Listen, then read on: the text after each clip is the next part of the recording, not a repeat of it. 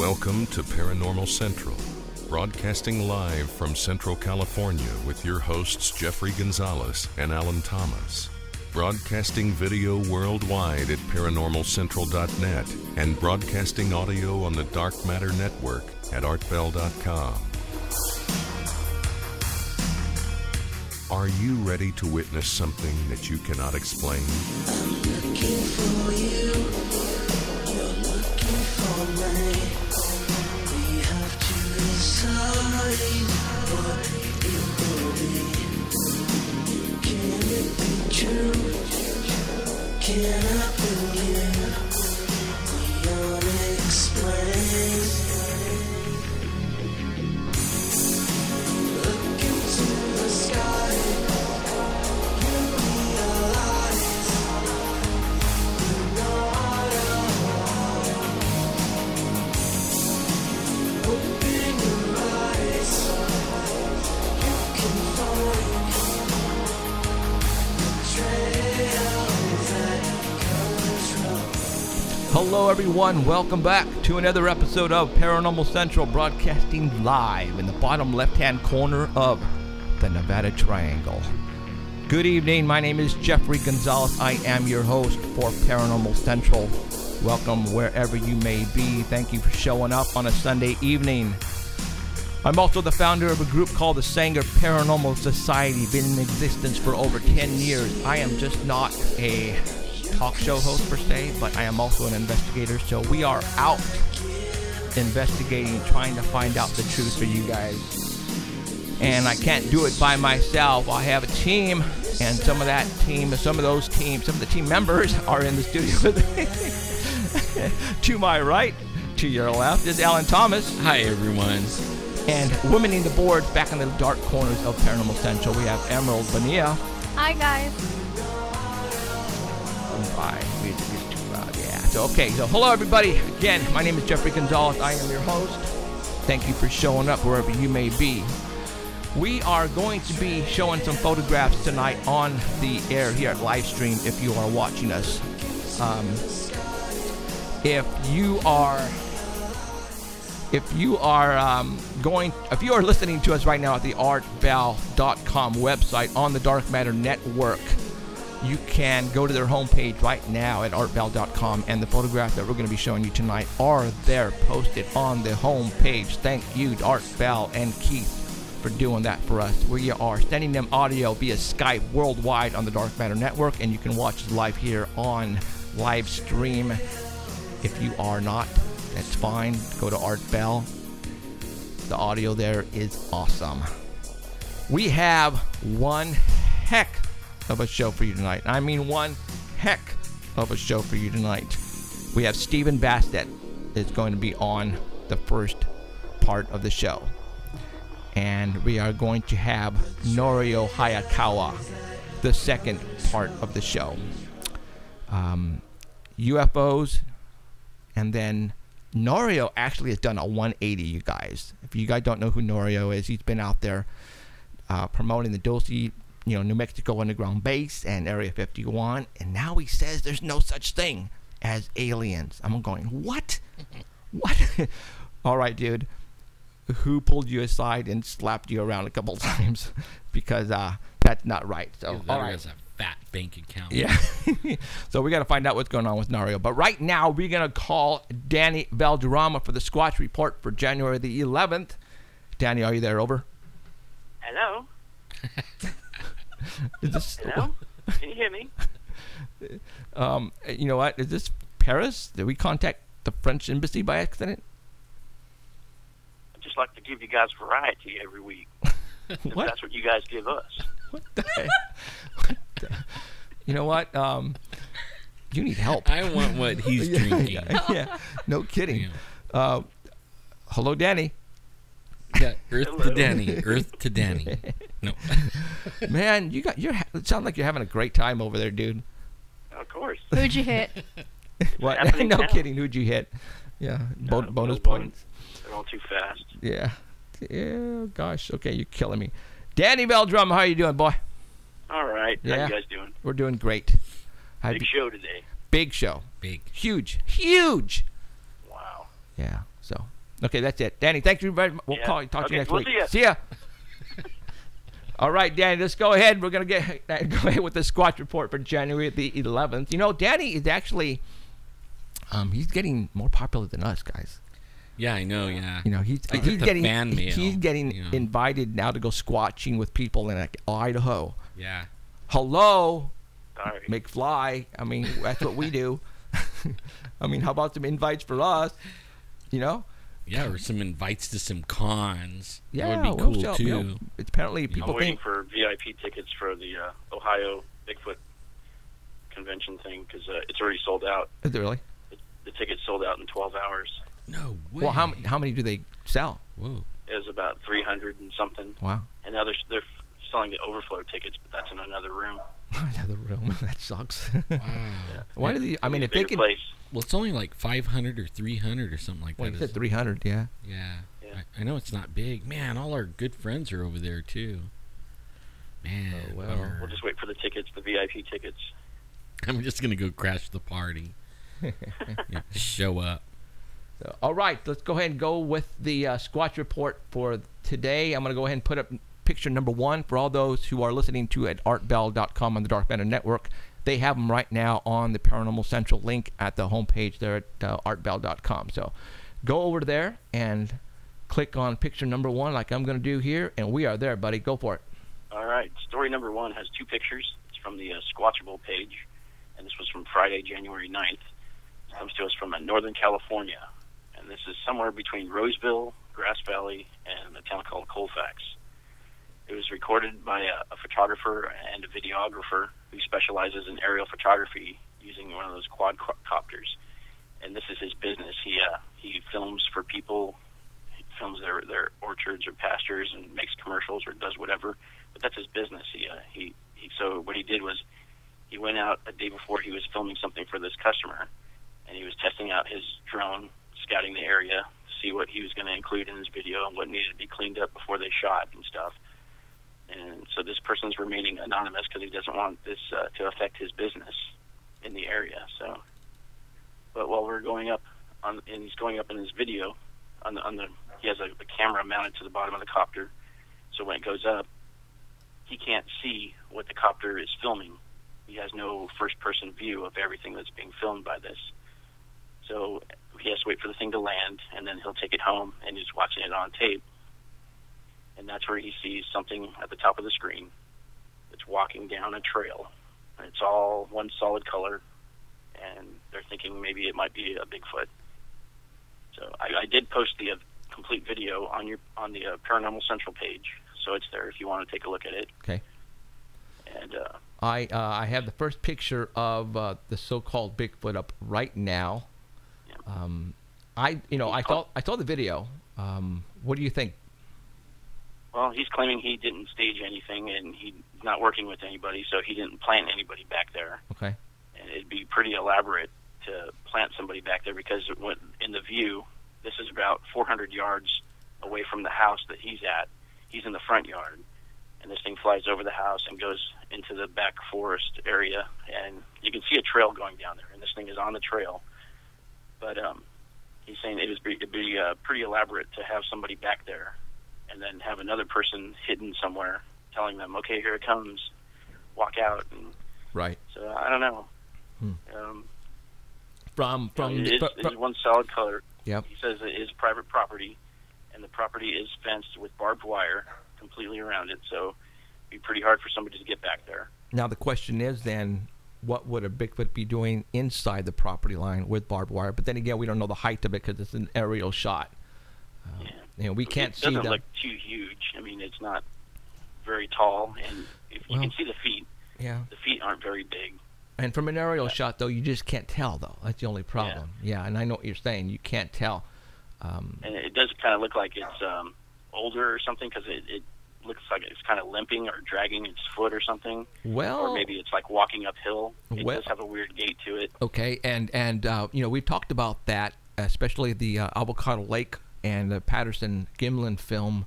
When Bigfoots walk, the chin of the bottom part of the leg comes up higher than a normal walk.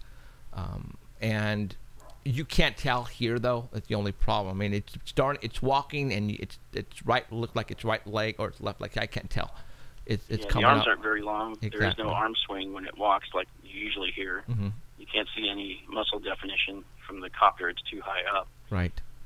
And we don't know if there's a history of sightings in the area or if the people that live there have had any strange occurrences or anything.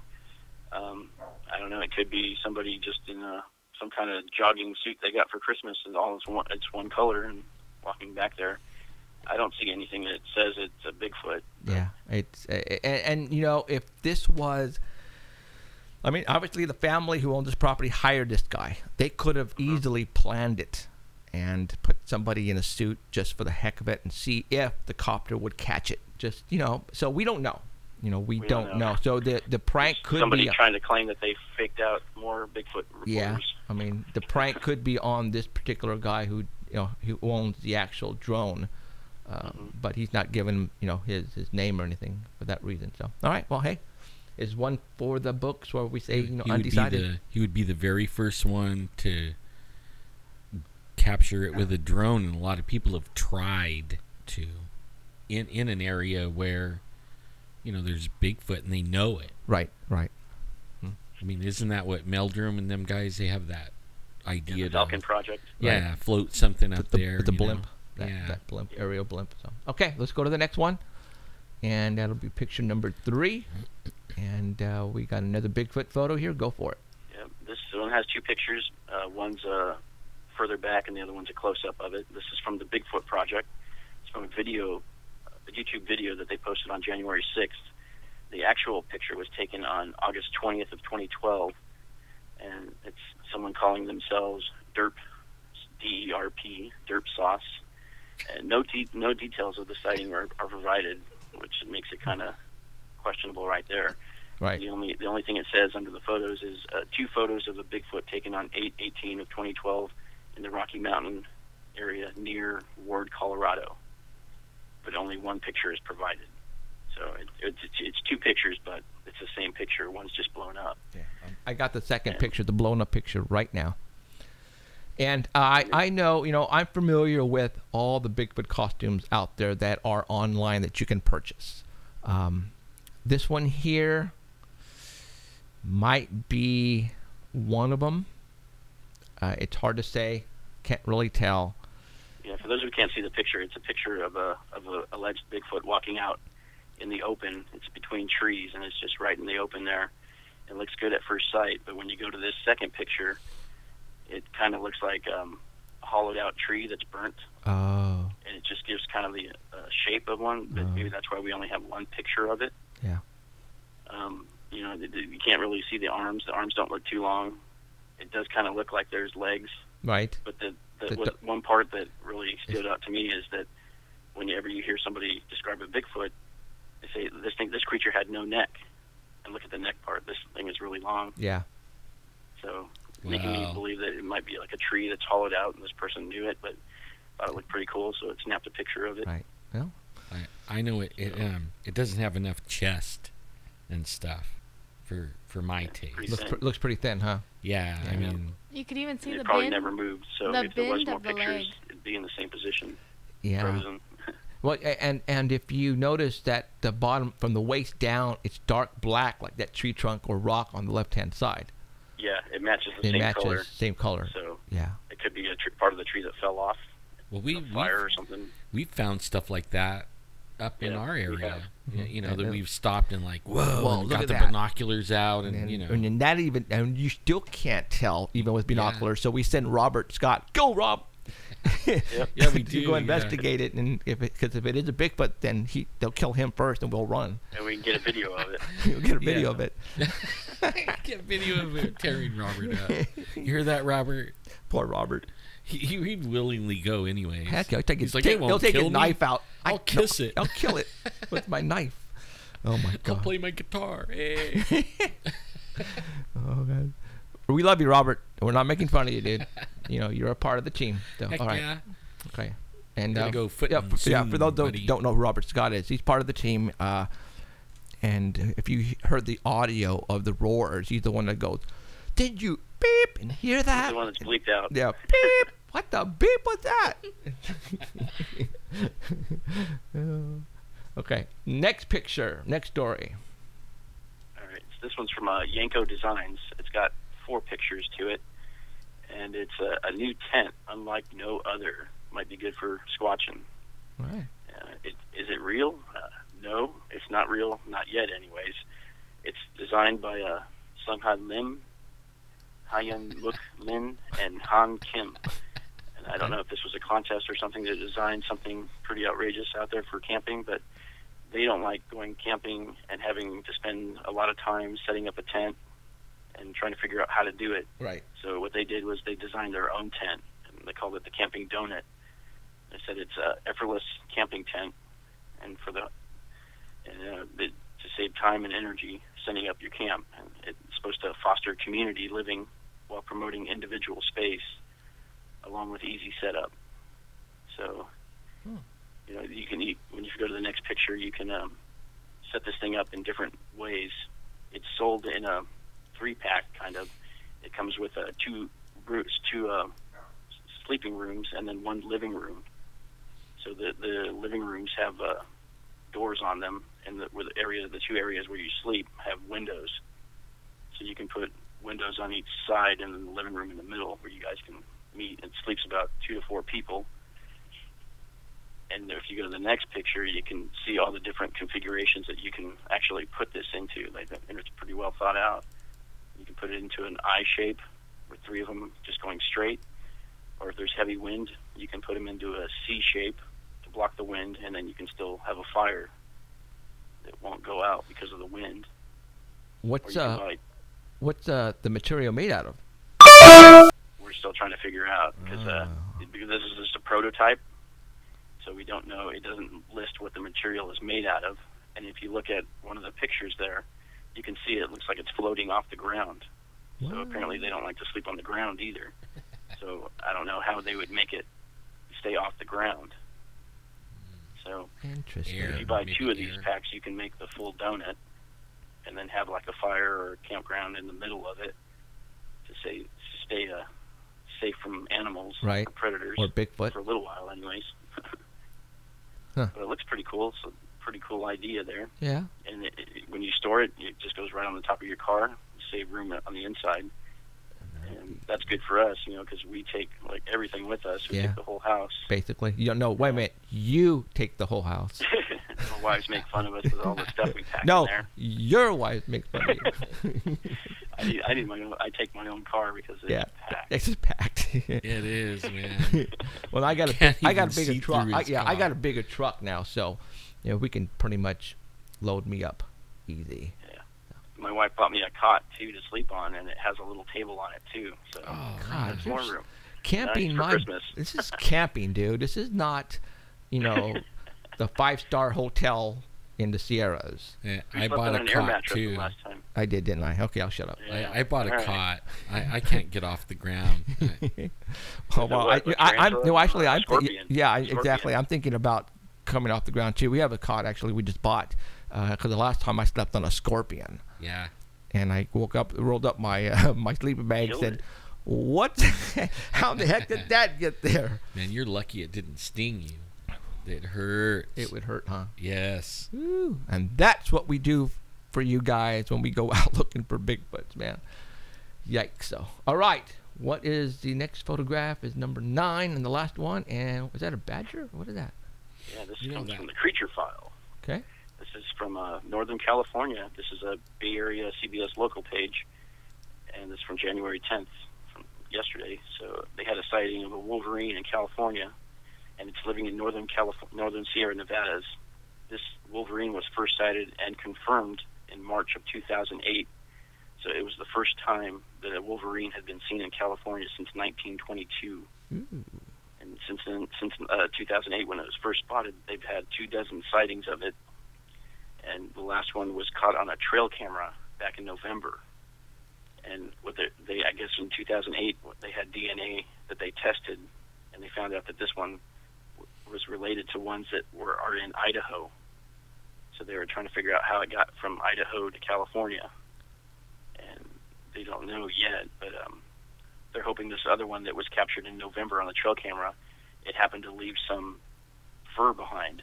So that is currently being tested to see if it's the same one that they saw in 2008.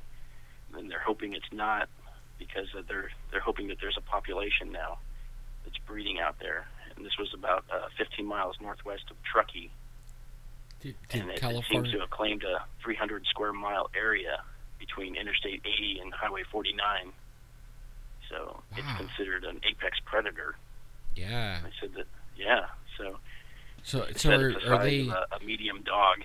Were they native? It's ferocious. Were they native to California?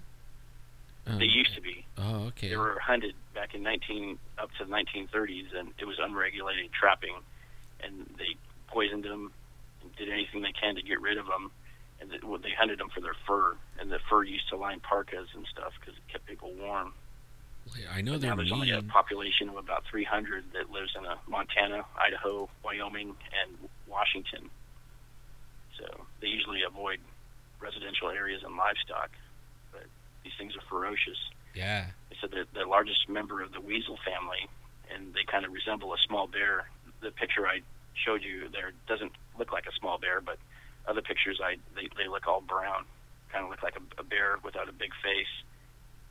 They eat plants and berries, but they love meat. Yeah. And they're known to attack animals 2, 3, 4 times their size, like caribou. And they'll even go after, they can smell from the ground if something's hibernating underground, so they'll burrow through and they'll eat the hibernating animal. Wow. These things are crazy. They're so cute. So, Yeah. it's like Bigfoot's pet. No kidding. It's so fluffy. Now the question is, how did it get from 2 states over, right? Maybe Yeah, Bigfoot. yeah, they don't know. backpacked So them. they're thinking either it took the long journey or somebody picked one up and dropped it off here. But the DNA testing will tell them if it's from the same area or if it's a brand new one, which they're hoping it's another one that can mate with the other one to reintroduce the population back to California. Wow. Yeah, That'd be without pretty them interesting. doing Have it. another thing to worry about while you're sleeping. Yeah. That's why you go armed, people. And I'm not talking your 2 arms that you have on you either. All Or right? when you're fifth wheel, Yeah. off the ground, Yeah. and you can look out the window at them. Right. So, It sounds like it'd eat through the wall to get to you if it wanted you. yeah, no kidding. Well, you could shoot it before it got through the wall. Well, yeah. I mean, luckily for us, when we go up, I set up the motion detectors and all that kind of stuff. So if anything is trying to get close to us, hopefully, the motions will In the chat, activate. they said he took the bus. I'm more thinking he might have hopped a train. To, Train? like smell food on a train and Mhm. then climbed up there and then rode. Hmm. Because That's an idea. they might not Not the stop. bullet train. That's not built yet. No, yeah, not yet. The bullet train. So right on. So, all right, Danny. All right. What else? Is that it? That is it. That is it. Okay. We, oh my God, we need to go up and get those cameras, man. Yeah. But the only problem is we need to walk in. That's okay. All right. Well. Unless you know somebody with horses. Let's go early. I want to go horseback riding. Jeez. I know somebody with horses, but only a couple. Yeah. There's a lot of us. Yeah. And we have to take the production crew too, because we have to film. Make sure we get everything on in case we do get something. We have to validate everything. If we go, make it a whole day, I could do it. If not, I'll just wait out there. Because hey, waiting at the top for you guys, it may be really good. What do you mean? I mean, Bigfoots are all around there. Yeah. Sometimes when we're right at the top in the parking place, we get things thrown at us and everything. We're not even going down in there yet. Right. Yeah, you may have a better chance alone. Right, yeah. Okay. You may not be there when you get We'll back. think- The we'll think weakest link, the one with the cane, Yeah. Look at that guy. We'll think of something. So. Yeah. All right, Mr. Danny. Thank you very much, All right. sir. And we'll talk to you next Sunday. Bye, Danny. Okay. Okay, man. Bye. See ya. See you guys. Bye. All right, Danny Valderrama on the Squatch Report for the 11th. All right, in about 20 minutes, we're going to get Stephen Bassett on, and we're going to talk some UFO stuff. We got him for about 45 minutes. But right now, let's go ahead and talk about things that have been happening in the past week. The high-speed rail Boo.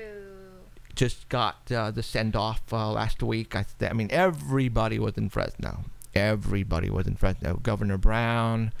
I mean, they had a whole shebang going out there, but the public was not invited. Yeah, and then they went on their property and destroyed. I heard they started taking some stuff off of other buildings. Now, okay, now, is the train going to go through that? I don't know. No. Then how could they go and, like I don't know. start boarding windows up and everything on something they don't own yet? I don't know. That had me. Eminent domain, I guess. I don't know what's going on there. But Kathy was out there from the China tunnels out there with their signs and stuff. Now, we had another guy out there as well. He goes by Wyatt Rabbit, I believe. And he was taking pictures. And I guess Homeland Security was out there taking pictures of the protesters. And they were documenting everybody who was out there protesting, and there wasn't that many people out there, but they're documenting and getting people on film, because once the project really starts going, or it's almost at completion time, and let's say, God forbid, that there's terrorism involved, because people don't like this project, and they'll do anything possible. So we would like to say hello to Homeland Security. I know they're listening right now, and the we won't do anything. No, and with the Interior, Department of Interior is also listening to us right now. Well, let's just say nowadays, somebody told us. It's easy to be a terrorist in their book. I mean, all you got to do is go out there and protest, or go on a show like this and say that you don't like it. Well, you can't I blame them. Right. I mean, No. especially what just happened in Paris. I mean, it's complete. And I understand you have to look at both sides. You have to flip that coin over, because on one side you have people like us who want to know the truth, but we're not going to go out killing anybody for it. Right. And on the other side, you have the people who can't tell the difference, which is basically your government. It's just like officers. And I mean, if we reach for our waist, who's to say we have a gun or we don't, type of thing. You know what I mean? Right. Does that make sense? Yeah. So, I wanted to go out there, but I had to work that day. same. But I couldn't make it either. So, but they had that place pretty secure. There was police everywhere. Homeland Security was everywhere. Because you had the Governor Brown was there. The governor of the state of California was there. Now it's kind of weird that they decided to start in Fresno. I always thought that was weird. It's like in the middle. The middle. That would make sense then. It is in the middle. So for those who don't remember, we had Kathy and Jeremy on from the Chinatown committee on the set here about a month and a half ago, 2 months, where Paranormal Central were the first ones to reveal actual tunnels that were located, and we revealed them here. Actually, I sent them to Kathy myself, and she actually got all of the media involved, and they actually got copies of the the pictures of the tunnels, because we believe there's something going on underground. An elaborate tunnel system that was used many moons ago. Remember, we did some shows at the Crest Theater. Yeah. And we got the tour down underneath. And Right. The Crest has been here a long time. My son was telling me just the other day, we were talking about the tunnels, and he was telling me that there's a tunnel at the Crest. There is underneath actually the restaurant, and he said they even know where it goes. Well, no, Cheryl went in there. Deanne took Robert and my wife down to the bottom, and it went for along certain ways, and it stopped. And we had things to do, obviously, while we were filming, and we didn't get to go down there. No, but we can easily, when we film something, we'll probably ask them if we can go down there and just film, and it's cool. They said that like if they had to escape, that was their plan. Like they could all go in there and go down in the basement, and everybody's seen them go in there, but they could come up, someplace else. Yeah, I don't know. Place, Again, we weren't there when it happened. We were up upstairs filming or Right, something yeah. when Deanne took them, so we missed that. So we need to go back there and find out. But that means there's tunnels everywhere. Oh yeah, there's and- tunnels everywhere. Yeah. Abso-freaking-lutely. So, all right. Wouldn't you know it? Fresno tunnels. Yeah, bad Fresno. guys. What's going on with Fresno? Well, that's you guys. That's why we're doing this, because there's a lot of stuff going on in Fresno. So that's going to be interesting. Next week, for those who watch was it American Unearthed? Scott Walter. Right. Next week's show is going to be about Bigfoot, and he actually has Kathy Strain on there, you guys. And we're trying to figure out, did Scott Walters come to the Central San Joaquin Valley to talk to Kathy, or did Kathy go to where he was at? You know what I'm saying? Like you said, Oklahoma or wherever. Because, we had Kathy Strain on here. To her place. Her place in Oklahoma, I believe. Remember, she was saying they're gonna shoot one. Yeah, they're going to shoot one, yeah. Yeah. Kathy Strain's an archaeologist. She works for the government, guys, all right? She came on our show and pretty much said, yes, they do exist. And in order to verify the existence of a Bigfoot, we have to kill one. And her story, when we had her on this show, she was really close on bagging one. And they saw some. They saw a couple of them, actually, when they went to this location in Oklahoma that they were invited to. She was this close of shooting one. And she carries a weapon on her, just like everybody else. Why? Because these things are dangerous. All right? They are not to be taken lightly. All right? People are going missing. You guys need to be very careful. And that's what I mean, like the Department of the Interior and, the Department of Forestry, Land Management, all those work under the Department of Interior. Right. And when we were at the meeting, a couple of months ago, 3 months ago, well, actually a long time ago, huh? Like last year. I think it was this summer. The past summer, right? Yeah. Okay. And, Last year. It was last year. And, the guy was talking, said, you know what, we get our, we don't call the shots. Right. The Department of Forestry has somebody else calling the shots, and that's the Department of Interior. And I heard, as a investigator, and what we do here is I listen to other shows as well, guys. I listen to other shows. I try to keep up on what's going on. And there's a lot of good shows out there, all right? So I listen to other shows, and it looks like the Department of the Interior is what's handling the Bigfoot crisis right now. Homeland Security, those guys. They're keeping it under wraps. Why? Because, what I think David Paulides has pretty much hit it on. These missing people are going missing, and I think it's because of the Bigfoots, all right? At least some of them are. Yeah, most of them are. And I think, from what I heard, is our military, they actually have certain groups in the military that are on call, that if they know of a rogue Bigfoot or a very mean one that's doing some damage not only to people but to property, they go in and take it out.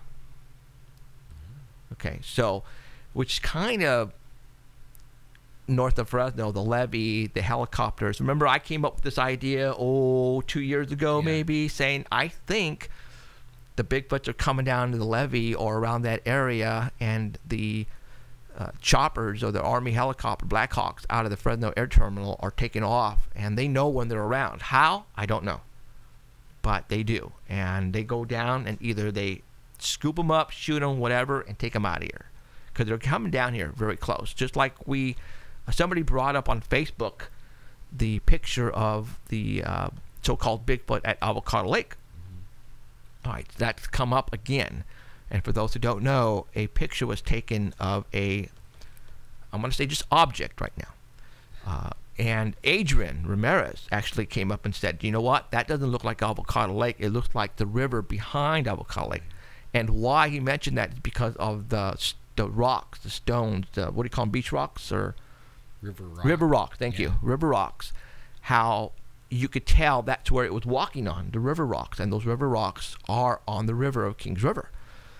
And then we were talking about it even more, getting into it in detail, that whoever took this photograph took it perfectly, because you can see it walking and it's one of its legs lifting up at a certain degree angle. And I went, that is probably one of the best photographs, because for those who don't know anything about Bigfoot, if you look at the Patterson-Gimlin film, when Patty is walking, her legs come up. You know, when people walk, we walk like this, right? But for some reason, Patty lifts up her back leg, and I wish I could show you, but it lifts up her leg like this and foot and plants it. All right, and it so happens that I don't want to say most, but a lot of these photographs that are coming in that people are getting, they're analyzing the way it's walking, and that's how you can figure out if it's legit or not. Now, this picture at Avocado Lake, it so happened that whoever took this photograph got its back leg coming up at I believe it's a 72-degree angle. People walk at a 52-degree, if I'm not mistaken. I have to go back and look at that. But it brings up its foot high when it comes down. Now, this object at Avocado Lake at the river, it's walking on these rocks. Now, how many of you have ever went to the river and walked on these rocks? You know, you are looking at the ground and you're trying to find a location to place your foot so you don't slip. And instead of bringing up your feet, because that's only when you're walking at a fast pace, it's when you lift up your foot. But if you're going to walk on these river rocks, you're like taking your time, and you're not walking, you're stepping. All right? So think about that on this particular picture. This object, and I'm going to say, I don't think it's a person, is walking very fast because it's lifting its leg. Bam! That tells you right there, wait a minute, I don't think it's a person. And plus it's big. It's big. Like it's wearing a coat. Right. Like it's huge and up here.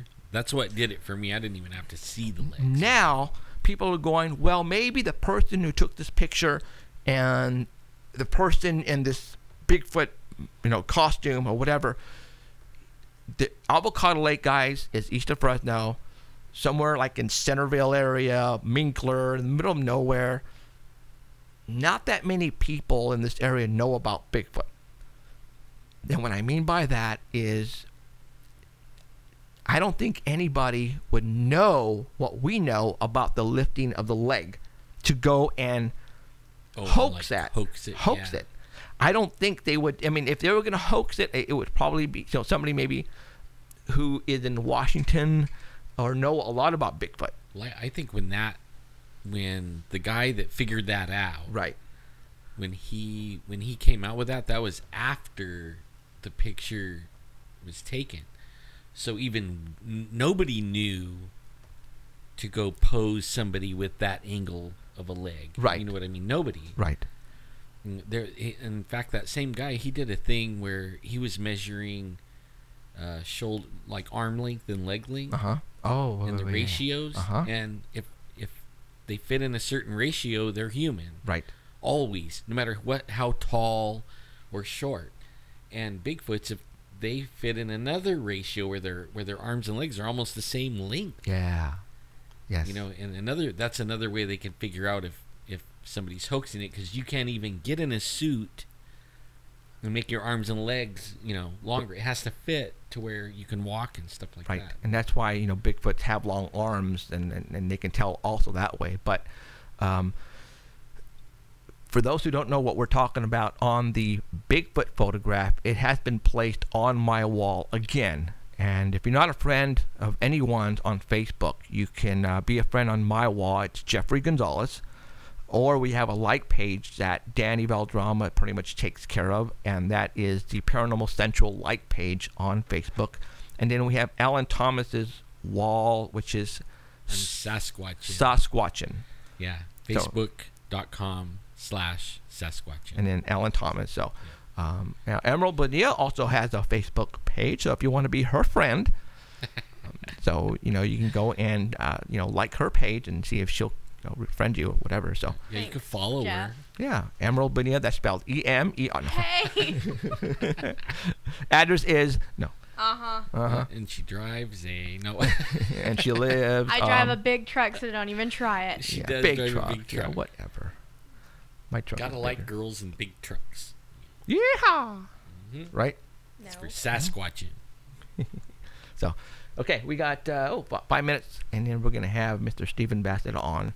I've been looking forward to this one. So yeah, we got, like I said, we got 45 minutes, and it's gonna go by really quick. We know what we're gonna talk about. We'll just wait until we get him on the phone here, and then we'll go ahead and talk to him. This Wednesday is going to be our filming of our first episode of the TV show. We are going to start filming this Wednesday here at the studios. Yeah, we already did a little bit of work in here. Yeah, and we got some new equipment. Yeah. So yeah. we have I can't wait. a guest. I'm not going to say who it is. We know him. It's not a big guest or anything like that as of yet. But he can put his 2 cents in, and people will believe him because of his profession. Man, I already wanted to talk about something that lately with him, but only got to save it. Well, no, yeah, doggone it. Because that's really well, good. that's cool. Nobody knows who he is. Okay, Mickey Burrow. Yeah. He called me on what day was it? Friday. It was just a couple of I days think it was ago. Friday. Yeah. Friday evening, he called me. He says, Jeff, we're at Herndon and we're looking at a triangle right now. Yeah. And I'm all, what? And I'm going, yes, we're looking at a triangle. Now, for those who don't know who Mickey Burrow is, he is a forensic expert with one of the law offices, not law offices, let's just say law enforcement. Thank you. I'm not going to tell you which one, but a lot of people know who he is. He is a guy who drives around in the white van when somebody gets killed or there's a murder or a massive robbery. He goes, takes fingerprints, he takes pictures, he analyzes the information, gets ready for evidence. He's the guy that collected the DNA from the windows for our that we got up at the spot. Bigfoot looked in the window and smeared around on it. We had Mickey, collect the evidence. So that makes me feel better when people say, "Oh, you're hoaxing that." It's like, no. Mickey Burrow collected it. No, what's the matter? You can go ahead and tell him to call in if you want. Are you getting messages? Is that from Stephen Bassett? No. I don't think so. Is I it sent from you the our- name in the main message. Right. Is it from our guy in Texas? I don't know. I don't think it's David Bassett's people. We can't have whoever it is, unfortunately, right now. Yeah. Yeah. Unfortunately.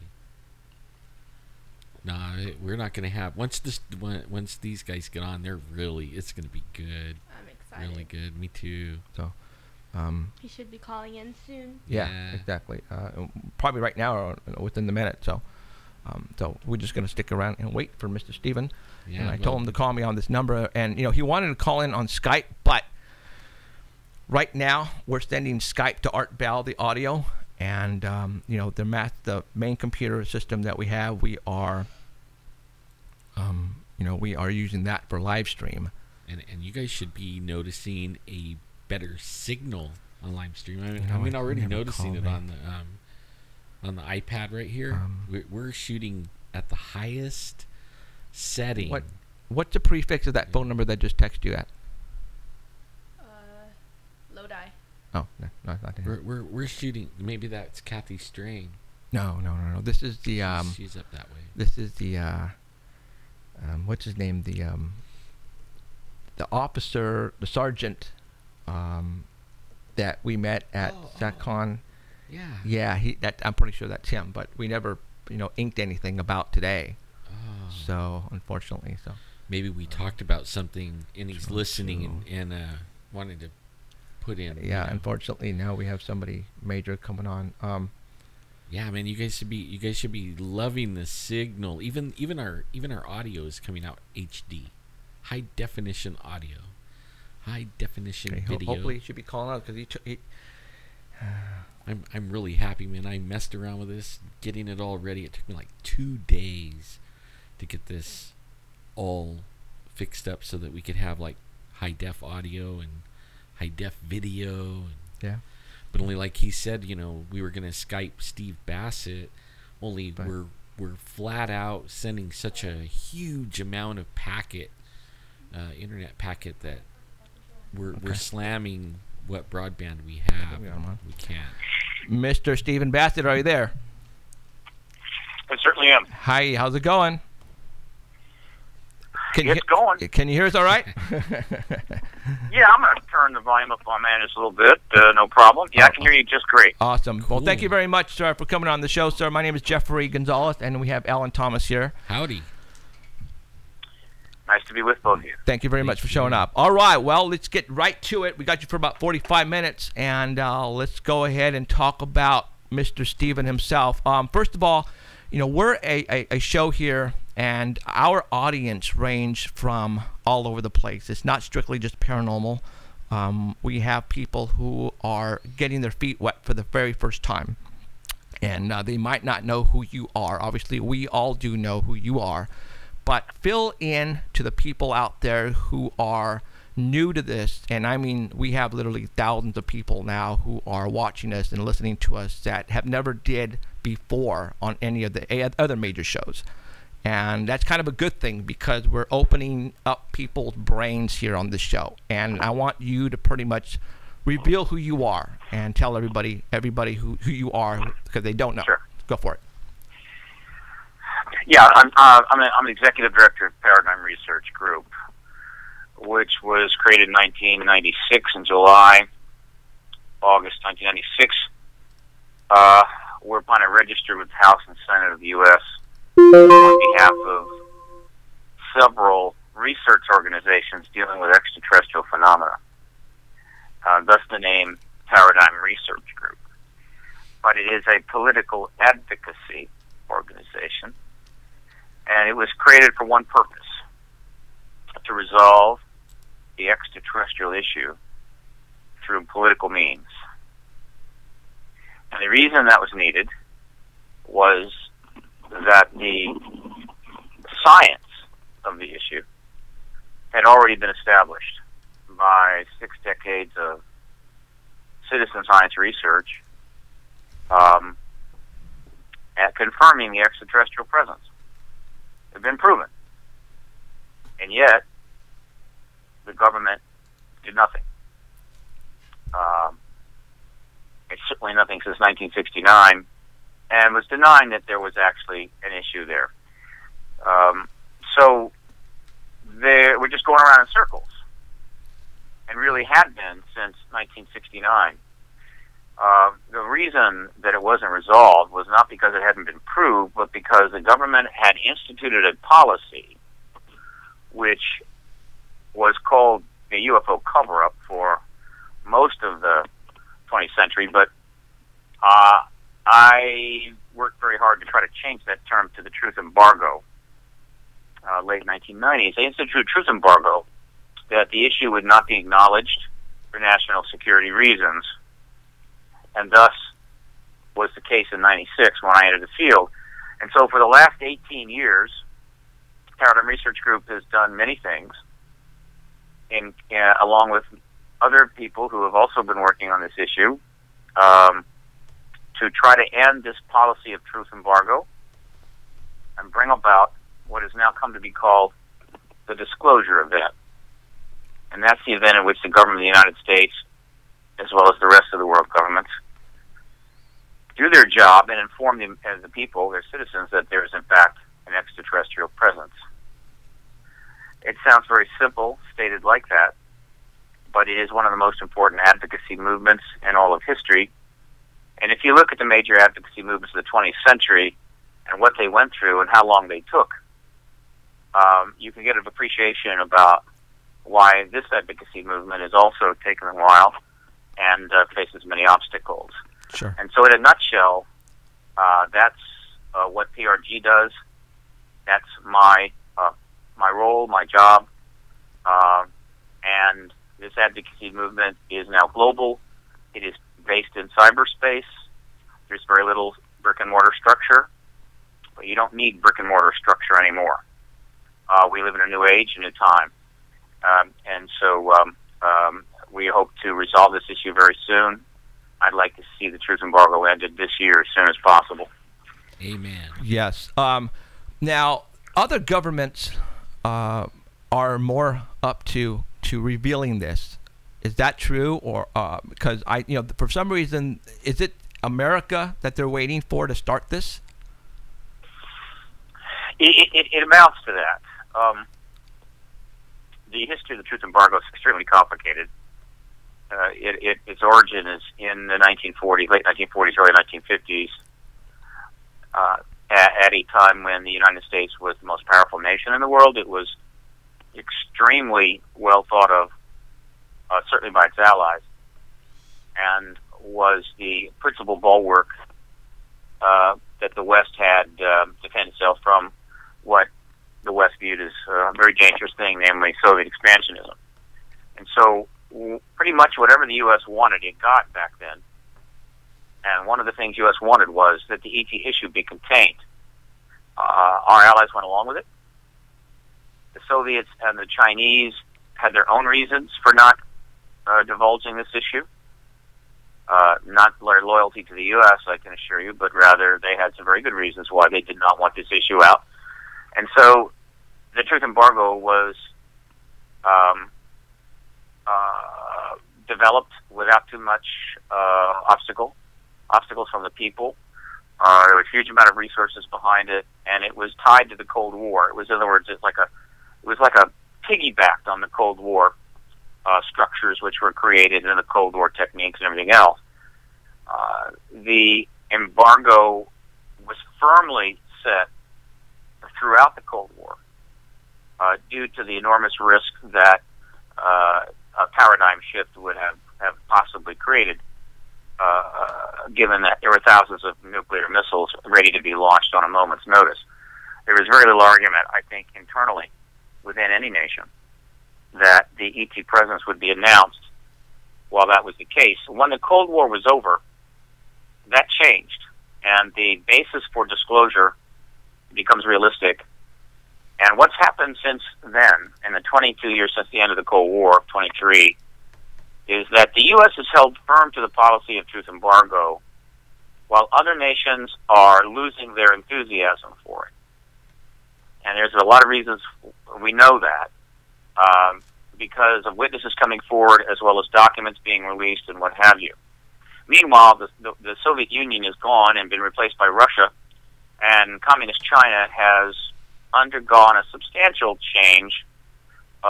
It's not nearly the completely dominating control state that it used to be. And so as of 2015, the U.S. is remaining firm on the truth embargo, but other nations are breaking away from it, and that is just one more reason why the truth embargo's days are probably numbered. The question now is who goes first? Which nation makes the first move? Now, I think, over the years, there have been statements of captured alien craft, and I think it's all about technology. The one that has the most, it's about power, technology. I think, the United States of America, I mean, look where we're at now. Look at the technology that we have. Where did all this come from? Why would the United States want to give that up? And I think that's what's holding this whole process up. I believe. I believe that we have been visited since the day the Earth was, forever. I believe we're not alone. It's as simple as that. How can we be the only ones out there? There's just absolutely no way. Right. There's just absolutely no way. And my feeling is that why would the United States want to give up? Because once they say, okay, they are real, we have been working with these alien species. I know who knows how many, and there are, and at this point in time, underground, wherever, and the technology that we're getting from them, once that comes to disclosure, the other countries, I think, are going to freak out. And that's why I believe the other countries want this to happen now, because of our technology. Well, if you're trying to make the point that there are reasons why the U.S. government, by elements within the government, would prefer that disclosure not happen now, I'm sure there are. Right. On the other hand, I think there are elements within the U.S. government that favor disclosure now. Okay. It might even be 50-50. Yeah. Inside. So there's reasons both ways. Right. And one can bring those up, but ultimately, disclosure will take place as the consequence of many factors operating within the world. It's an extremely complex equation. Yes. But to use the analogy, which I often use, you can be assured that the Communist Party and the Soviet ruling class had many reasons why they did not want to see the Soviet Union broken up into 14 republics, or rather lose 14 republics to independent nation status, and see their party outlawed on Christmas Day of 1992. I think we can safely say that the southern states, at least the leadership and the governors of the southern states, had many reasons why they did not want to see a Civil Rights Act passed or a Voting Rights Act passed. There were many people, mostly men in the United States, that didn't want to see women have the right to vote. They had lots of reasons for that, but all of those things took place. All of those things happened. And disclosure will happen as well, despite the list of reasons why some would prefer it didn't.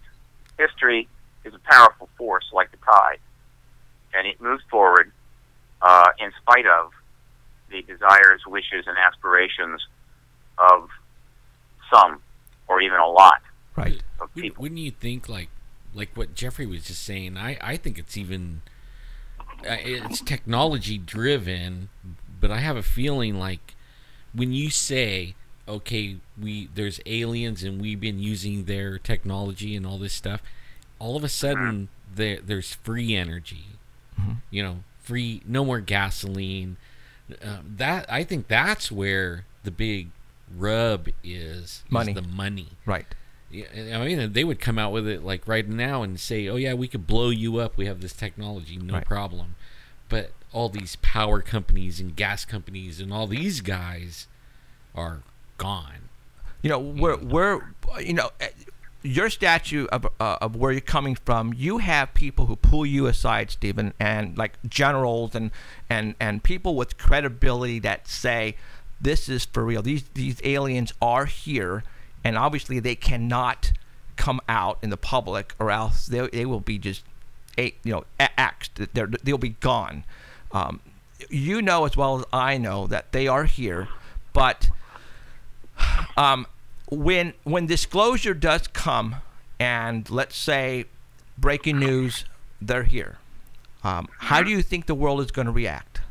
Because I'm all for it. Trust me. Oh God, I am all for it. Because the Earth will change dramatically when this happens. How do you think people are going to take this information, though? Given this 2015, and given everything that's happened in the last 6.5 decades,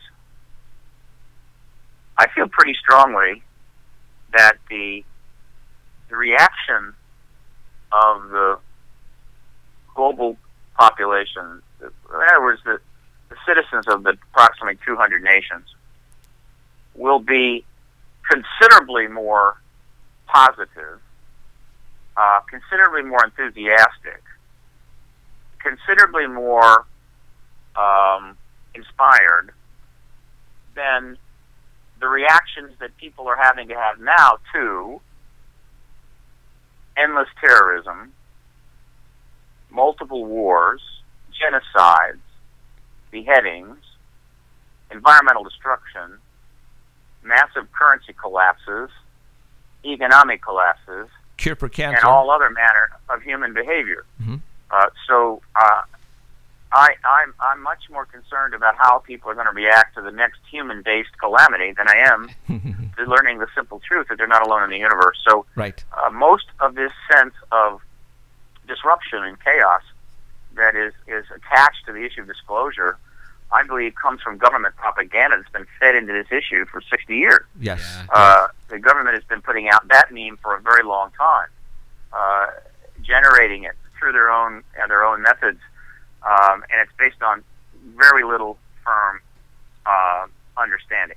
I would accept that had the Roswell event triggered disclosure, which it almost did, right, that it would have been a little bit more, how would you say, of a challenge for the people living in America in 1947 and in Europe in 1947 than perhaps now. However, those people at that time had just gone through 5 years of the worst war in human history, and had experienced just about the worst that you can possibly imagine of human behavior, and somehow managed to go on. So I happen to believe that we would have been far better off today if Roswell had not issued that second press release, or at least rather General Ramey had not issued that second press release in time, right, and the media had gotten to Roswell and started interviewing the hundreds of witnesses that were available to talk about what took place. In which case, the ET issue would have been out. We would be far better off, but we will never know. Right. That. Right. So again, I'm just trying to make the point that most of this fear of the reaction to disclosure is, I think, misplaced. I agree. And you know what? I think full disclosure is definitely coming up here pretty soon, and I'm going to tell you why. And like you said, there are people who want the disclosure to happen, and there are people who do not want the disclosure to happen. In the past, let's say 10 years, on television, I believe, certain people are getting us ready. They're conditioning us on what we're now watching on TV shows and on, movies, films. There are more E.T., there are more alien type of shows coming out, and I feel they're trying to tell us something. They're conditioning us. They're conditioning us so when we finally meet the gray, like for example Paul, they're not going to freak out as much as you said in 1947. I think people would have freaked out way more than now, because they're trying to condition us. And like you said, some people in Hollywood, there's some in there that want to give us some information. I think they're feeding it to us. The smart people like you and I, and who watch this show, who know about this stuff, are watching these shows, and they're saying, wait a minute, that somebody talked about that incident or whatever, and they're trying to give us clues. So that's telling me disclosure is definitely coming up here pretty soon, because this alien agenda on TV is just off the hook. It is. Yeah. I mean, well, let's put it this way: whether or not the film output on the ET issue since '51, which is way over 300 films, is a formal indoctrination program with any government influence, remains to be seen. But nevertheless, doesn't matter. The impact of that much television and film content seen by, billions of people over 60 years is one hell of an acclimatization production. Whether it's just Hollywood making movies and making money. right. I think a better example of acclimatization that has a government connection would be the SETI program, which is essentially a front operation designed to sort of keep the issue in play without risking the crown jewels. Actions by NASA, certain statements by NASA, certain events like the 1997 Mars Meteor press conference. There has been certain things by the government that I think are designed to get people prepared. Right. Whether or not Hollywood has been a player in that, a formal player in that, I don't know. But between the government's acclimatization program, which is tediously slow, and the entertainment world's acclimatization program, which has been aggressively intense, we're acclimatized. Right. I mean, this whole thing is becoming really anticlimactic, frankly. And I think that is going to be the word that you're going to hear repeatedly stated by media and by spokespeople post-disclosure, is how anticlimactic it is. Now, keep in mind, disclosure is the announcement of the extraterrestrial presence. It's not open contact. Open contact is another matter. When that will happen, of course, we don't know. I happen to think it'll be sooner than later, right? But others could easily disagree. How humans react to open contact is a more complex assessment.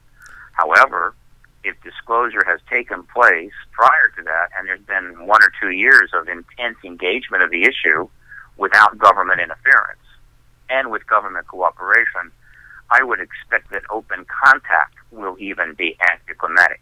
So we are in the final days of this, assuming we don't have a nuclear war and end it all, which would be unfortunate. Right.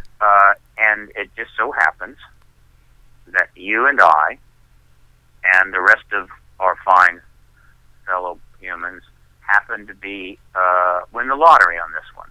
Right. We happen to be alive when this takes place. I feel fortunate about that. Some don't. But whether you're happy about it or not, it's going to happen in your lifetime. Yes.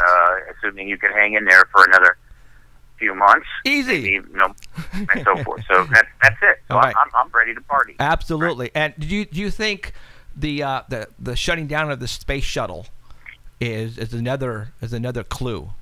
Because I personally think, Stephen, that the space shuttle was just a front. I agree. I mean, that's why they put a stop to it. Because there's no reason. I mean, the TR-3Bs, the triangles that we have flying, it's just all reverse engineering, from crafts. And I believe we're already up there. I believe we're already going to other planets, and all that is under wrap. And I think the space shuttle was just a front, man. That's all it was. I'm inclined to agree with you. I believe that the NASA that we know is essentially a front operation. It's doing science. Right. It's doing exploration, but it is doing it with only able to do this with technology, at least the public NASA, that is available, that can be used, that does not threaten the truth embargo, meaning that obvious alien-based technology cannot be used. So that there is another secret space program that's been operating. Now, how far they've gone and what they've done is speculation. There's plenty of people that are speculating about that, but I happen to believe that's the case, which is, of course, a huge piece of information there. And when you look at the history of NASA and you examine it with some depth, this is not a hard conclusion to arrive at. With respect to the shuttle, obviously I don't know specifically why they ended the shuttle program. Right. I know the reason that they gave, which was money, which I find rather amusing, since in the years since they have shut the shuttle program, they've spent probably $1 trillion in the Middle East killing people. My theory on the shuttle is actually pretty straightforward. Knowing that the truth embargo's days are very numbered, knowing that once the truth embargo ends, immediate questions are going to arise about the technology, and that it's going to be very difficult for them to hold those questions off. Right. I think they're going to be forced to address it pretty quickly. And so X number of days after the truth embargo ends, it's going to be revealed that we've had alien-derived technologies, extraterrestrial-derived technologies, well developed for many years. And then there's going to be an immediate question, do you have anti-gravitic drive, and when did you get it? And after that is divulged. The next question is, well, if we had integrated technology, why were we using shuttles? They were dangerous, and 14 astronauts died. Exactly. And the answer to that is going to be a very, very tough few minutes. So, knowing this is coming, any sane person who was responsible for NASA's public relations and NASA's future would conclude that it would be a huge mistake if on the day that a disclosure takes place, they are still sending people into space on those shuttles. Right. And that the longer those shuttles have been mothballed, the easier it will be to apologize and deal with the public relations problem in the disclosure world, post-disclosure world. And as things were going, they could not be certain when that would happen because there were too many other nations now in a potential position to disclose. And so they put that shuttle program down. And one of the tests of how important it was to shut that program down, and money was not the reason, that's just absolute nonsense, is that by shutting down the shuttle program, they were forced to use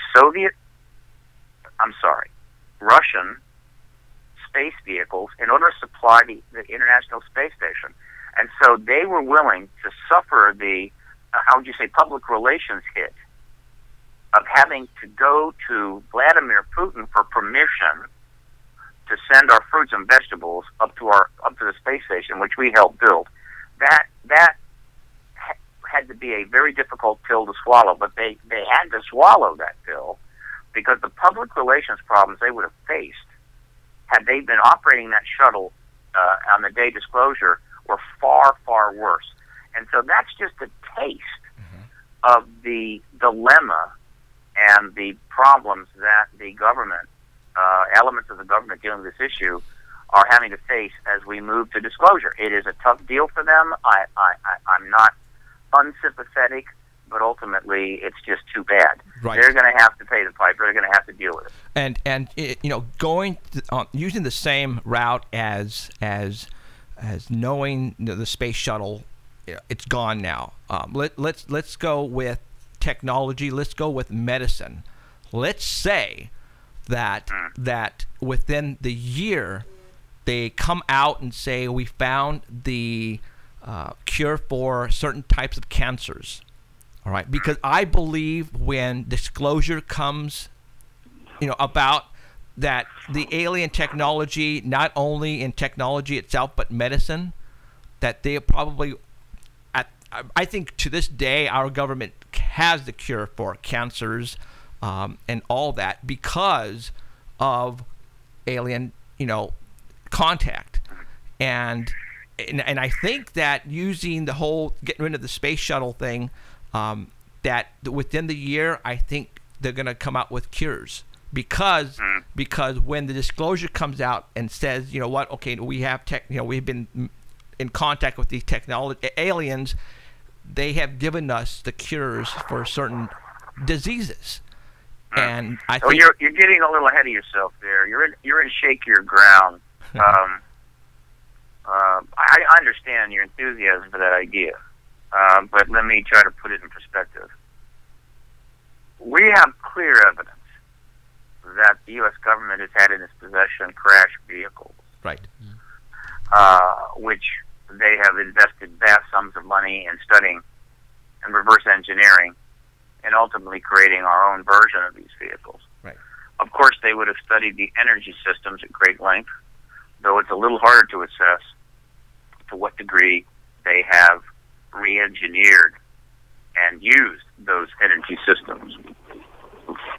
We do not have clear evidence at this point that there is any formal cooperation between the U.S. government and extraterrestrials or any kind of technology swaps. Okay. This is primarily speculation. And even if there was formal some sort of formalities between us and extraterrestrials, that doesn't mean that we have gotten anything from them other than the crash vehicles we got in the early days. So I have no thought, I have no expectations of, quote, technologies in the government's hands beyond what they could have re-engineered from crash vehicles or developed on their own using their own scientists operating in government-secured hidden laboratories. I think everybody understands that the government has more advanced science in their facilities, their secret facilities, that are fully available up here above ground. A lot of Americans don't care. Increasingly, a lot of Americans do care because we're facing enormous problems, and that technology could be useful, but the secret world has a couple of key agendas. One is remaining as secret as it can, as long as it can, and two is getting as big as it can. And so this is a major problem for us. Now, having said that, we can throw in one more possibility here, which is non-trivial, and that is under the scenario that I was describing earlier. If disclosure is in fact a precursor to open contact, meaning that once we've gotten used to that, used to disclosure, and once we have, how would you say, gone through a fairly intense learning curve, open contact becomes anticlimactic too. Now, open contact is another matter altogether. If we are in open contact with extraterrestrials, then the potential for technology exchange would logically be much greater. Okay, what kind of technologies, what might we get? Would the extraterrestrials give us incredibly destructive technologies that would allow us to blow ourselves up even quicker? Probably not. Would they have technologies that could be helpful to us? Probably so. What evidence do we have about the kind of tech they may have? Well, that's when things get really interesting. Because one of the most important bodies of evidence related to this issue is the reports that have been submitted to researchers, almost all of them privately, without any expectations of money or fame or anything else, from contactees around the world. These reports, these written accounts, are now in the many hundreds of thousands and very possibly exceed 1 million. And these reports have been looked at. Thousands of contactees have been personally engaged, studied. Memories have been reclaimed, written about. And one of the most important things we have learned from the contactee evidence is that one of the primary activities of extraterrestrials on this planet is genetic work at the highest level. And when you study the contactee reports, you quickly ascertain that extraterrestrials are the masters of genetic science. Now, we're not doing too bad ourselves. Given that 20 years ago, people were riding horses and moving around in horses and buggies, and just 90 years later, humans mapped the human genome and have now mapped the genome of other animals and developing techniques to do DNA analysis in a matter of minutes or hours in some cases. We have also done a great deal of hybridization, some wisely so, some unwisely so. So let's imagine where we would be 500 years from now. So consequently, the extraterrestrials show every indication of being hundreds, perhaps thousands of years ahead of humans in their ability to deal with genetics. And once you get there, it is almost certain that you have the technological capability to deal with any disease that human beings face, whether it be genetically derived or not, which means that the extraterrestrials themselves could provide us the necessary information for us to address every disease that we face, as well as clean up our genetic pool. That is a massive benefit to the human race. And the question is, would they do that? Would we get that technology in a post-contact world? Now, if you're a pharmaceutical corporation making money from human misery, you're probably not enthusiastic about that. Fortunately, pharmaceutical CEOs and stockholders are not the ones working on this issue and making that decision within the national security structures. So the point here is this. For those that really don't know why they should care about disclosure or extraterrestrials, you need to go online and read up about Alzheimer's and Parkinson's disease and a couple of hundred versions of cancer and any number of other diseases that are awaiting them as they age, and consider how it would be if perhaps the cures for those were available, and let's not even get into their children and grandchildren.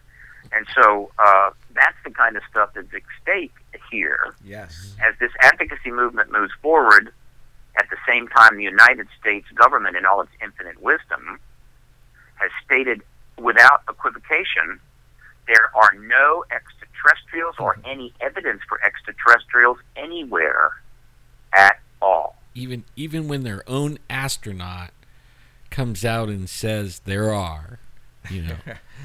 They have nothing to say. One of the things you will find when you study the government's actions on this is that their fundamental position is we can't say anything at all. Right. And so if Edgar Mitchell says there's ETs, they say nothing. If Gordon Cooper says there's ETs, they say nothing. If Philip Corso says there's ETs, they say nothing. They can't say anything. Because if they did try to, quote, controvert these high rank and station individuals, they would be asked the obvious questions. How do you know that? Right. And they can't answer those questions. And so consequently they say nothing. Why the American people stand for this is another matter. How well, like when you're out there lobbying, how welcomed are you, or how do they receive you and the information that you bring? I mean, like, do you get stonewalled, or, you know, like, is it a quarter of the Congress wants this to happen? Now let's talk about that. The petition you have going. Let's talk about that.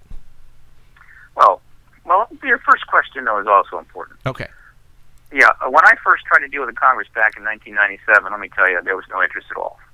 I bet. I mean, it was a stone wall. Yeah. So I dropped that and started to lobby the media instead. We're about to find out where Congress is, because I'm about to head back up on the Hill any day now. And I'm going to be arriving with a considerable amount of support. So we're soon going to find out where the Congress is and how much resistance they're going to put up. But having said that, in the 18 years that I've been at this, I would say somewhere between 10,000 and 20,000 articles have been written about the extraterrestrial issue in English language press throughout the world. About 150 or so articles have been written. Well, it's probably now more, about 250. 200 to 300 articles have been written about my work. Right? I've done over 1,200 media interviews. Wow. So it's hardly a stone wall. However, I will say this, that as you move higher up in the mainstream media, the amount of coverage of the advocacy work diminishes. In other words, the advocacy work is an area where they're much more reluctant to go. They'll write stories about ET sightings all day long, but the moment you go to the advocacy and you're dealing with the government issue now, and the truth embargo starts to become a factor. Case in point, back around 2000, I started to get some mainstream media interviews, including CNN and Fox, MSNBC. But of course, they usually only lasted a couple of minutes. Right. And a segment. Did I handle myself very well? Yeah, I did. Believe me, very well. But then I stopped getting invited. And it's been quite a few years now. And I don't get invited back. And the reason is quite simple. They expect people to come on this issue with a certain, how would you say, deep humility, almost, what's the word I'm looking for, a kind of self-deprivation and concern, and kind of an embarrassed sense of like, I know you think this is crazy, but, and are willing to put up with, say, nonsense from debunkers that are included in the program. I would come on the show and I would just matter-of-factly state what was going on without any reservations and unwilling to put up with any crap from anybody.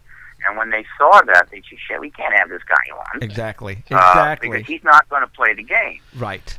Unfortunately for them, right.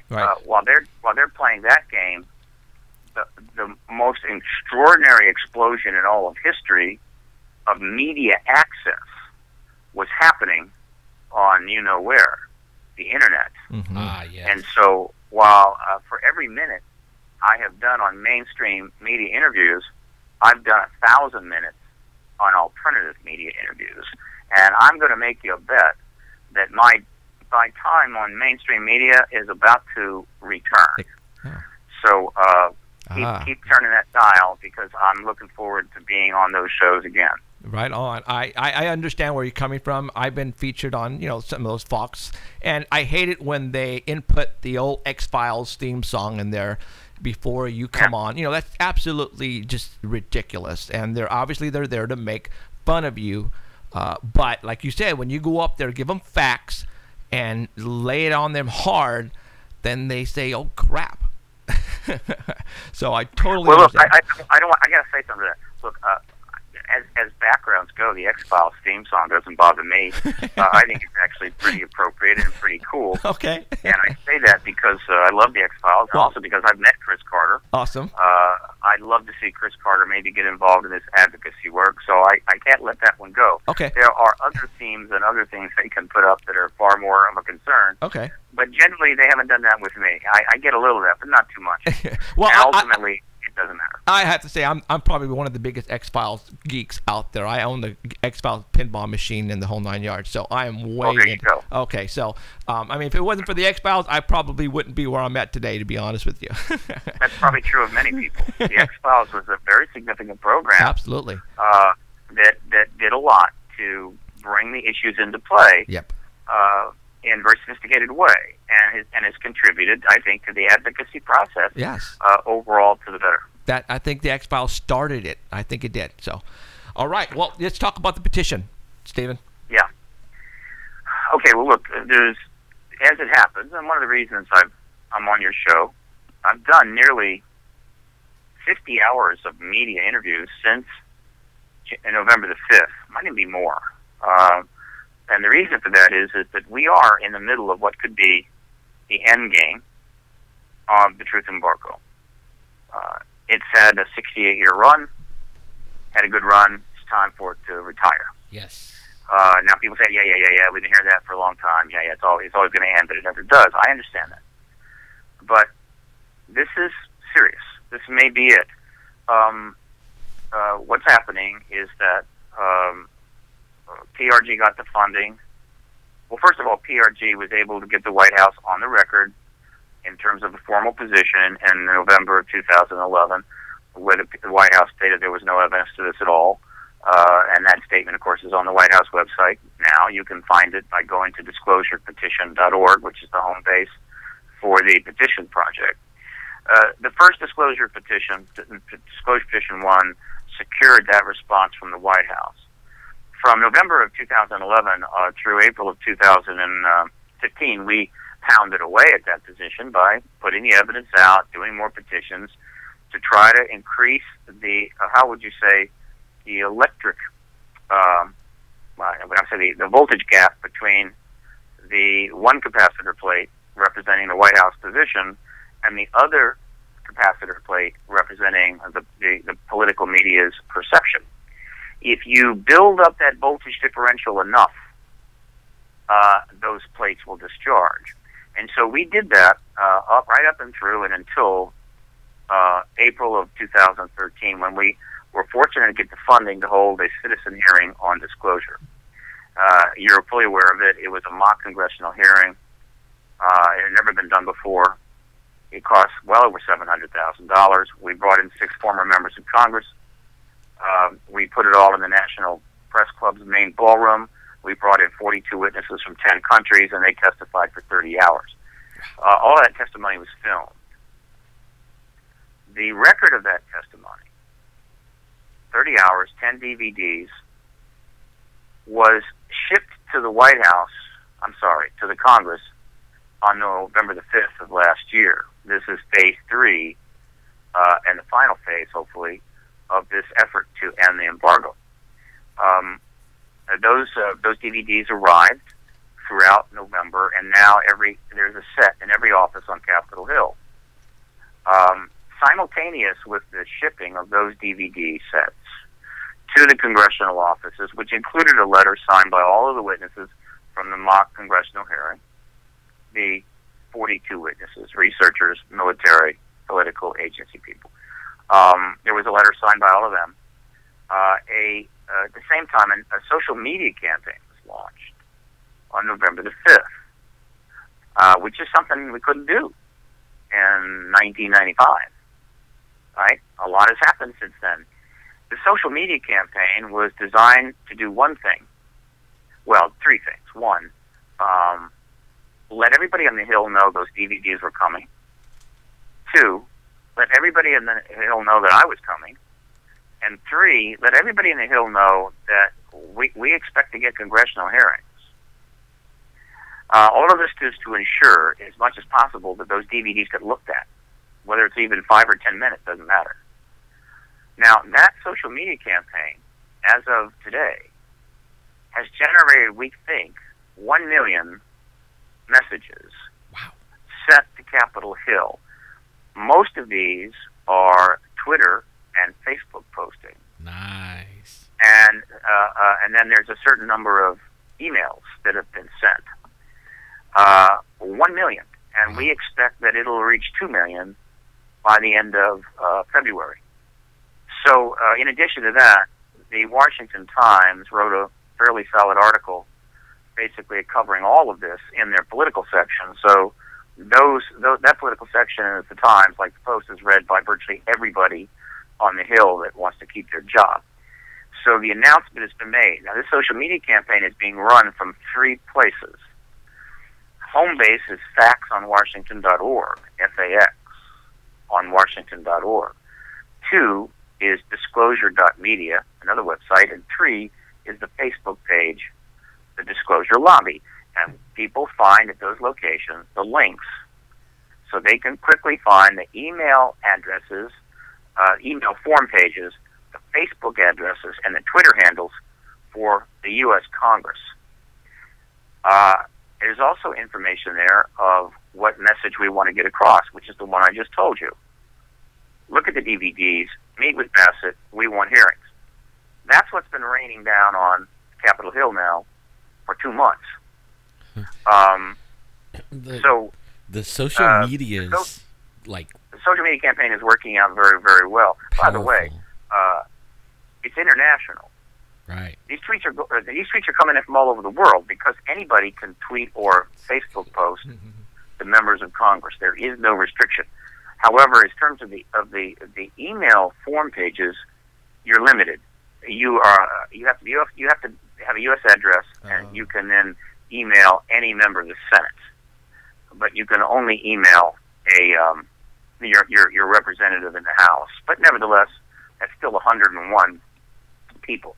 And so we are telling people, go to factsonwashington.org, go to disclosure.media, go to the Disclosure Lobby and the Facebook, and send as many tweets and emails and Facebook messages to as many members of Congress as often as you want between now and the end of February. And share it so with the social media campaign is underway. Now, in addition, on January the 7th, which was 4 days ago, we launched disclosure petition number 7, congressional hearings. It was posted to the White House website, We the People. It is part of it's part of the congressional hearing initiative. It's not the key part, but it's important. It's designed to draw in more media attention and to create another facet to this. What's interesting about this is that petition will remain on the White House website for all to see worldwide for 30 days. If it should get 100,000 signatures, it will remain on the White House website for the rest of Obama's presidential term. And it requires a response from the White House, which is going to be very, very awkward. Yes. And mostly, it's going to get a hell of a lot of media attention if we can get 100,000 signatures. However, whatever signature amount we get, I will be able to use that. Now, as of today, the petition has 6,700 signatures. It's running approximately 1,700 signatures for 24 hours. That's fine, but we've got to do a lot better. Right. So, for anybody that would like to see this truth embargo ended, for anybody that believes it's time for the American people to know the truth about the ET presence, I need you to go to paxonwashington.org or disclosure.media or the Disclosure Lobby Facebook page. Get the, use the links there and start tweeting, Facebook posting, and emailing. It doesn't take a lot of time. It's not hard, and it could have a significant impact. So if you're going to do it now. So that is what's underway. That's kind of the whole picture, except that I will soon begin approaching the offices directly, and of great importance, the mainstream media campaign, which has been somewhat delayed because of all of the really awful news going on around the world for the last 45 days, right. One after another. But, I don't want to merge on the freeway when there's that much traffic, but very soon I'll be on the Hill, but the mainstream media campaign will be getting underway shortly. And, of course, that is going to significantly drive all of this in the direction we want to go. So this is the most comprehensive effort ever to get full hearings on this issue from our Congress. Now, how many people want to help this? How many people want to step into this? They're all invited, not only in the U.S., but around the world. Let's find out how serious people really are to get this done. All right? And I'll close by... I'm going to put these... yeah, go ahead. I'm going to put these links. We have a Please. YouTube, and we put it up in archive after we get done. In the next day or so, this will hit YouTube, and we get quite a bit of views there. So I'm going to put these links on there and even annotize it or note it or whatever you call it on the video itself, so that when we're talking about this, that'll flash up there and they can go directly to those sites that you just mentioned. Excellent. Yeah, do everything you can. We need every signature we get. I agree. 100%. We need people on board.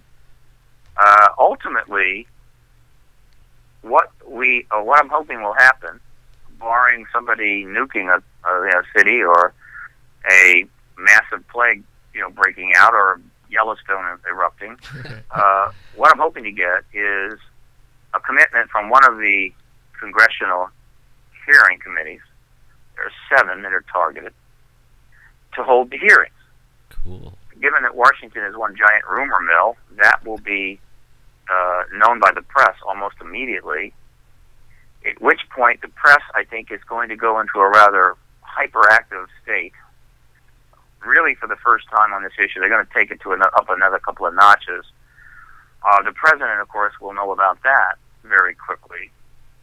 And my hope is the president will do what has been needed for some time, and that is send a representative to the Pentagon, cut a deal, so that the Pentagon and the president will be on the same page, and they'll each be able to provide the other with what they need to address and deal with disclosure and post-disclosure, and go in front of them and tell the American people the truth before the media goes into full feeding frenzy and descends upon the president, the White House, like a school of piranha, and starts chasing them up and down, Pennsylvania Avenue. I mean, we don't want that. We don't need that kind of thing. We saw it with Bill Clinton and that whole fiasco, and the issue was trivial. This is a major issue. That is not what we want. We want to see the government proactively dealing with things without having to be driven to it by hordes of screaming reporters. Not that I'm happy to see the hordes of screaming reporters. Don't get me wrong, but let the press go into that mode after disclosure, where they will be just as needed as they are now, and let the government get this done in a dignified way, because I think everybody is best served by that. But that's up to the White House, what they're going to do on this. I can't. I don't control the White House. What is Obama's view on disclosure? Do you know? He's never given a personal view on it. No. He has said virtually nothing on it, and has avoided saying anything when given the opportunity. That's amazing. Bill Clinton, on the other hand, could barely go a year without saying something on it. Of course, Bill Clinton knows there's an ET president, as does Hillary, as does John Podesta, as does Al Gore, as does Bill Richardson, as does Leanne Panetta, and so forth. But they have chosen to remain silent, primarily because of their own personal ambitions. Right. Okay. Well, I would think it wouldn't hurt them nowadays, with X-Files and everything going on, and Planet 59, They might get real popular, Yeah, you never know. Okay. Went with it. I agree. I agree. I don't think Hillary's ever going to be president. I hope Bill Clinton's definitely not going to be president again. But both of them, if they should come forward and address this issue and talk finally about the Rockefeller Initiative, which is still one of the least kept secrets in Washington, or the worst kept secrets in Washington, they would achieve a substantial legacy. Absolutely. And they have that opportunity. On the other hand, if they continue to remain silent, disclosure will come. It's not from Barack. It'll come from Vladimir Putin. And their legacy will finally be torched. I mean, that'll be pretty much it. There won't be a whole lot of historical regard for these people. I mean, you can obfuscate and lie only so much, in which case history does away with you.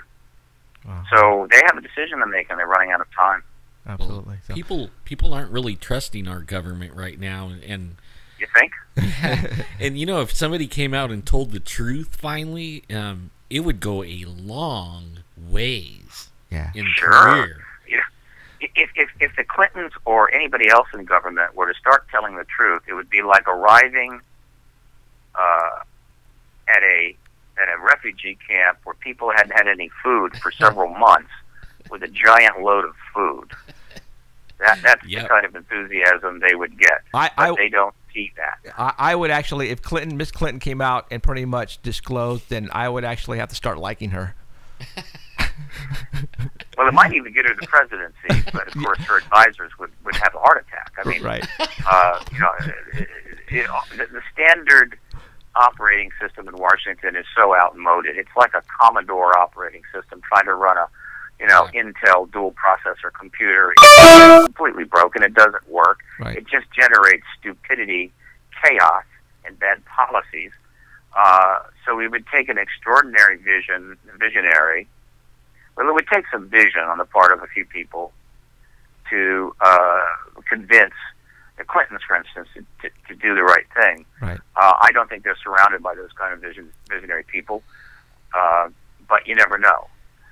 But the fact is that their fundamental decision is to play it safe and hope to sneak into the White House again. I think they're going to be very much disappointed in that regard. I hope so. No. Okay. Well, all right. Stephen Bassett, thank you very much for coming on our show tonight. We are going to plaster the website addresses for all the, especially on my site and on my personal Facebook wall and our like page, and I'm going to do it every single day for the next month. All right, we're gonna hammer this because we want this to happen right there with you. We're gonna back you up 100%. And I want this to happen. Trust me. Man. Are you kidding me? It's time for this. It's been time. Like, it's overtime. Yeah. Like way past time. Way past time. We're way overdue, and you can just look around the world and see things are starting to unravel, and we've got to make a significant change of course. This is the kind of thing that can really change course very quickly. So let's get it done. Awesome. Sounds good. We will. And then we can see how things go in the post-disclosure world. I'm optimistic about that. Me too. And I think every day more and more people are seeing it the same way. So let's get the job done, folks. Absolutely. All right, Stephen, thank you very much for coming on tonight, and hopefully we'll talk to you soon, okay? Go kick some butt. Steve. All right. Wow, that was cool. That was really cool. He pretty much thinking what we're thinking. Yeah. Right there. He's right there. He's thinking exactly what we're thinking about the space shuttle disclosure. The conditioning, how people will react. It's like, yeah. I mean, we've been pretty much saying exactly what he's saying. Well, I agree with him, and I think the government's been shooting themselves in the foot by being silent, and then, when they shut down the shuttle, they really didn't do anything. You know what I mean? It's like gone, and everybody, we always think of our country as like the firsts, Well, that one was like a major blow to everybody. I mean, that one, it's gone. Now what? Now we rely on other countries to get us to the space station, and really we're not. Everybody knows better. We're not. Right. We're flying around out there, and we're doing things, and what people are seeing, like Mickey the triangle, I mean, and all this stuff. We're seeing our own technology working, flying around. Yeah. And they're saying they're not nothing, and they're not hiding it anymore. No, not really. They're not. So.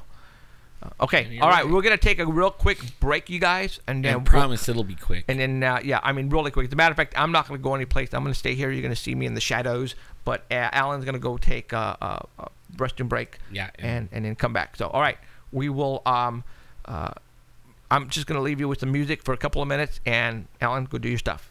All right, we'll be right back, you guys, and then we're gonna have Heidi Hollis and Norio Hayakawa after that. And man, I know we're gonna get into it with him. Trust me, it's just gonna get good.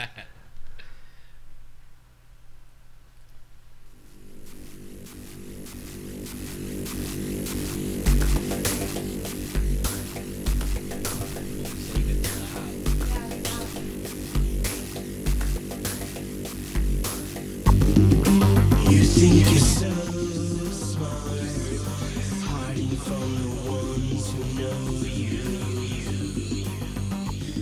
But we see everything. Innocence never knew you. Straight what you're ignorance. Everything's gonna get better. Nothing is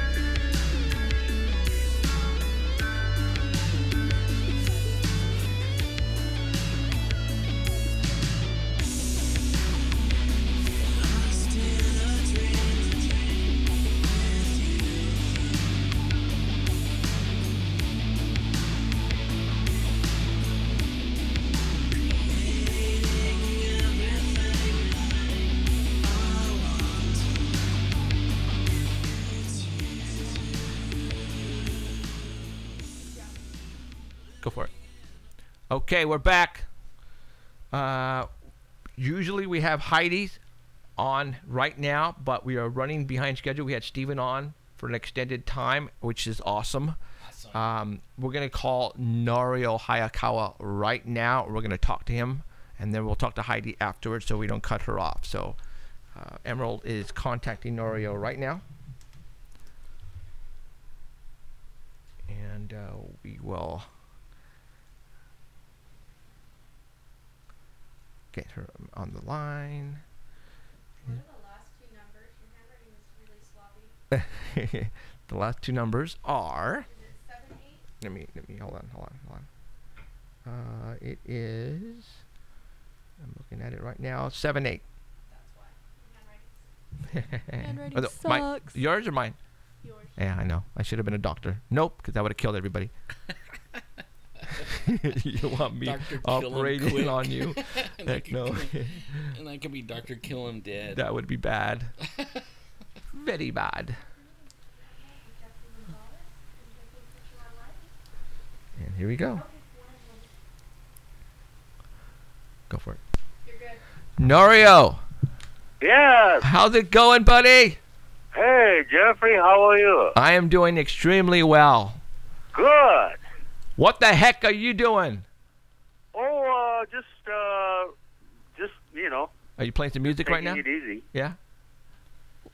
That's cool. Well, hey, I wanted to get you on because what is going on, Norio? I mean, you're going to the dark side. Well, I don't know about that. Okay. Well, first of all, let's let everybody know who Norio is. We met you at the StatCon a couple of years ago. Yeah, it was a million years ago. A million years ago, almost a long time. You live in New Mexico, correct? That's correct. Okay. Yep. And you have been involved in UFOs for a long time, yes? Well, yes, I would say since around 1961. Okay. That's a long time. Yes, that's a long time. I mean, I don't want to. That's okay. Now you have been the man who's been telling people about what Area 51 in Dulce, correct? Oh yeah, I still I still do a lot of information gathering on these two topics. The first topic, Area 51, is as real as you can get. It's very important. But of course it has become a part of America's culture as far as the belief that there are aliens there and that there are alien technologies there. That has become part of culture. And as far as the second topic, which I have always been interested, especially since around 1988, is the so-called Dulce underground base, allegedly, in Dulce, New Mexico, which is part of the Hickory Apache Reservation, which I've been there many, many times, and which even today I visit there once in a while. But this is a very interesting topic, and I'm interested especially through the cultural aspect of this topic. And it has become a very important part of the UFO culture. Of course, some people call it UFO subculture, but I think regardless, these two topics are so important in ufology, and the subject of UFOs itself is very important in the entire, belief systems of the public. Okay. I've seen you out there, pushing, for information on Dulce and area. Lately, when we saw you, it was mostly because of Dulce. Now, what is your stance on, as of today, on the underground facility at Dulce? Is there such a thing? Well, first of all, this is a fascinating topic because we're talking about something that people have talked about for many, many years, especially since around the late 1970s. The legend or the story about the Dulce underground base has developed from the speculation all the way to even to the ridiculous items all throughout these years. As far as my stance is concerned, yes, I think there's a possibility that at one time or other they may have been some kind of an aircraft test facility, possibly operated by the CIA near Dulce, New Mexico, near a ranch called the Redding Ranch, just on the Colorado side of Archuleta Mountain. Okay. But so far it has been a speculation, regardless of how interesting it is. And of course, I have talked to so many people there in Dulce who believe that indeed there is a base there. But I have not seen any conclusive, physical, tangible, credible evidence so far that there is an actual physical base there. But regardless, I keep myself interested in this because, well, there may be more to the Dulce story. There may be more, something that's more realistic, and that is to say that that whole area may have something to do with the government's misuse of atomic energy at one point in time, especially 1967, where the government, the Atomic Energy Commission, exploded a nuclear device near Dulce, 1967, and that may have caused some radiation in that area, affecting animals and affecting people. So even today, it's a fact that a lot of people in Dulce have a high rate of cancer, and then also a high rate of infertility among women there. And so these are the issues that I have pursued. Okay. In the midst of the allegation that there's an alien base there, but I haven't seen any evidence for any alien base there. Okay. Now, the information that you've been getting, obviously everybody knows who you are that's involved in the UFO phenomena. You've been at it for a while. When, I'm sure you have been approached just like a lot of other UFOologists, you must have been approached and pulled aside by people in the military, maybe police officers. The people more where I want to go with this is the military. Have anybody from the military or government has pulled you aside and says, you know what, there is something going on underground, but they don't say alien. It's more like you said, CIA involvement. That's what I feel we have here in Fresno, California, is an underground facility controlled by the CIA as well. That's exactly the type of subject matter that interests me. And of course, it's common sense that a lot of military bases have underground levels, and underground systems are very important. And we have come a long ways, and technology has improved so much in order to create realistic underground facilities of all types. There are so many underground facilities of all types throughout the nation, and that is part of natural development of the military. Right.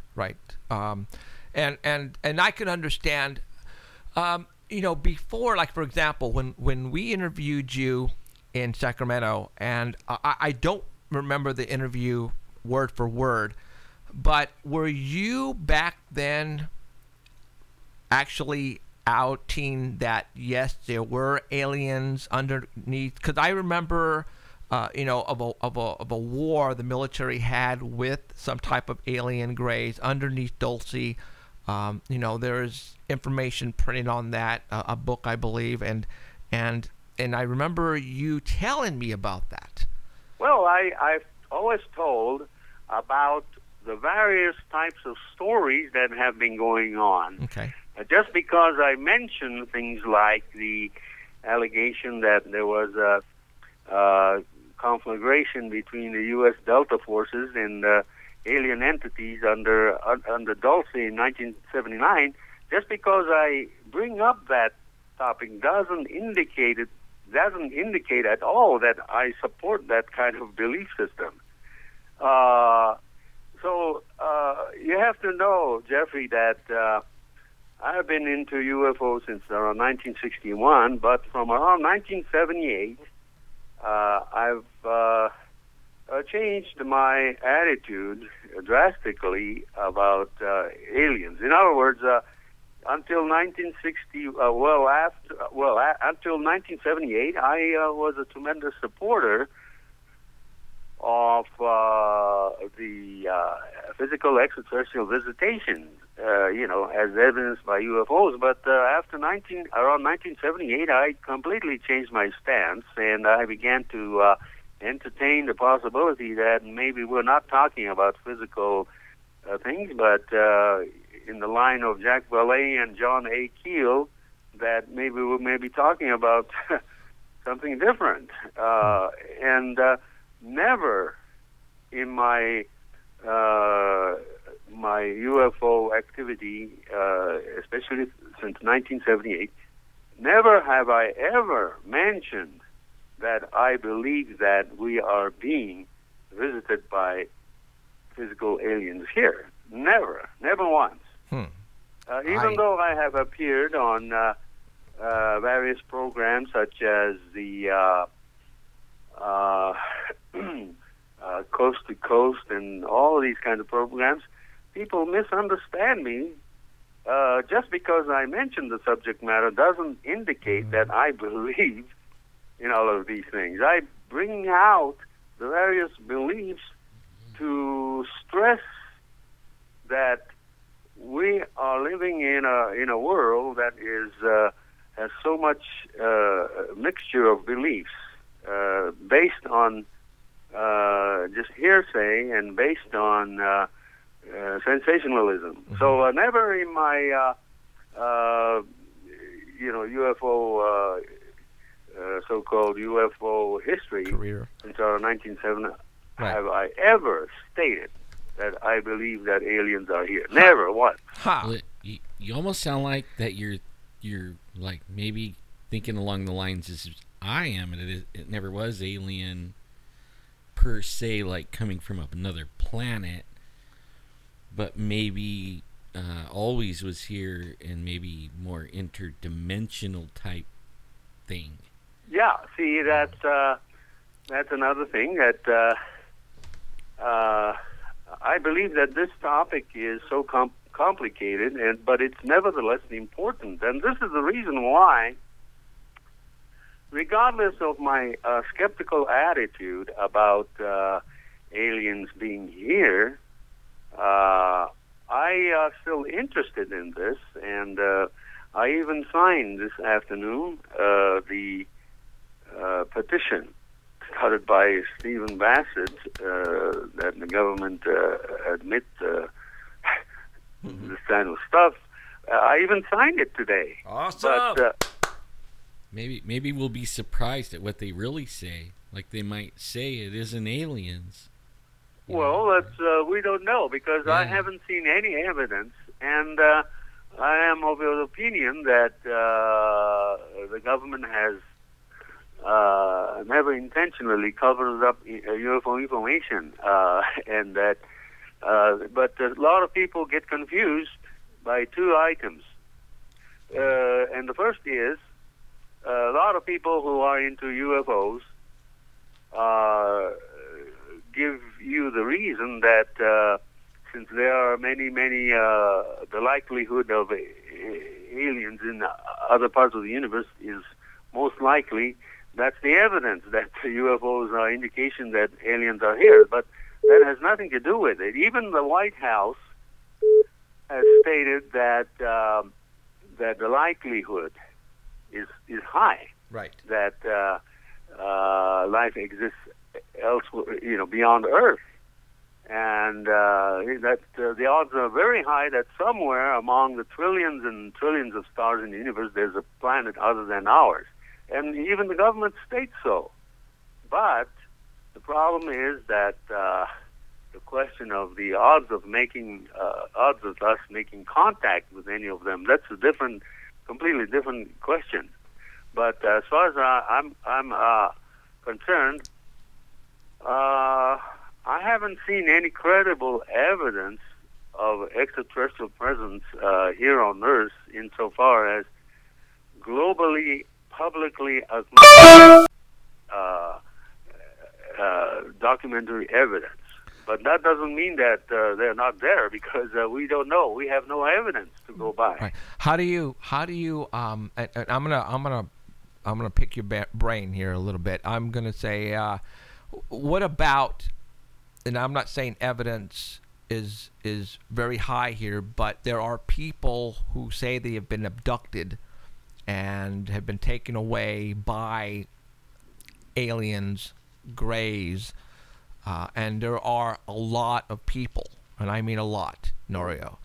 Yeah, that's I'm aware of it. I have looked into abductions, for a long time, but I haven't seen any items such as lighter or some kind of artifact, right, from any kind of abduction. And this is just one thing that I'm still waiting, and this is the reason why the bulk of the world's scientists and astronomers, when you talk about the extraterrestrial life, yes, most of them agree that there have to be other life elsewhere. But when it comes to UFOs as indication that we are being visited, that's a different story. And most of the world's respected scientists and astronomers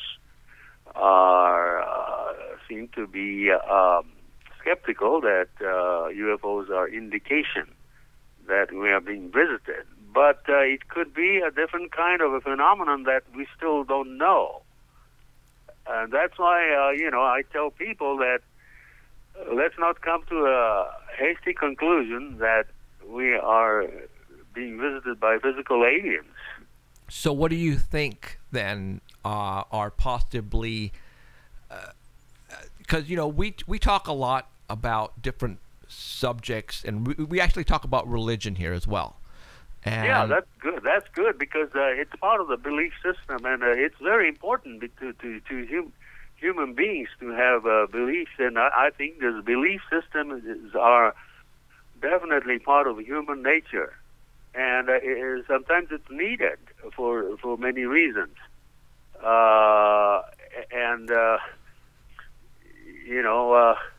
We just when it comes to the nuts and bolts. We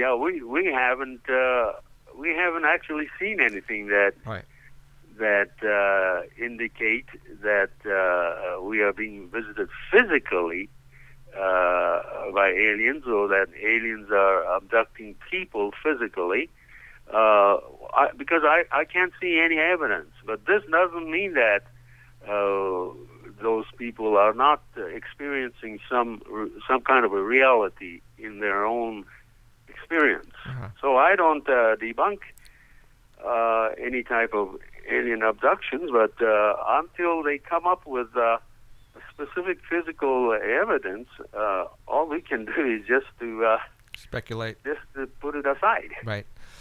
what I guess basically then for you is, its strongest evidence that we can get would be one landing on the front lawn of your house, a UFO, and then an alien coming out, or disclosure from the White House.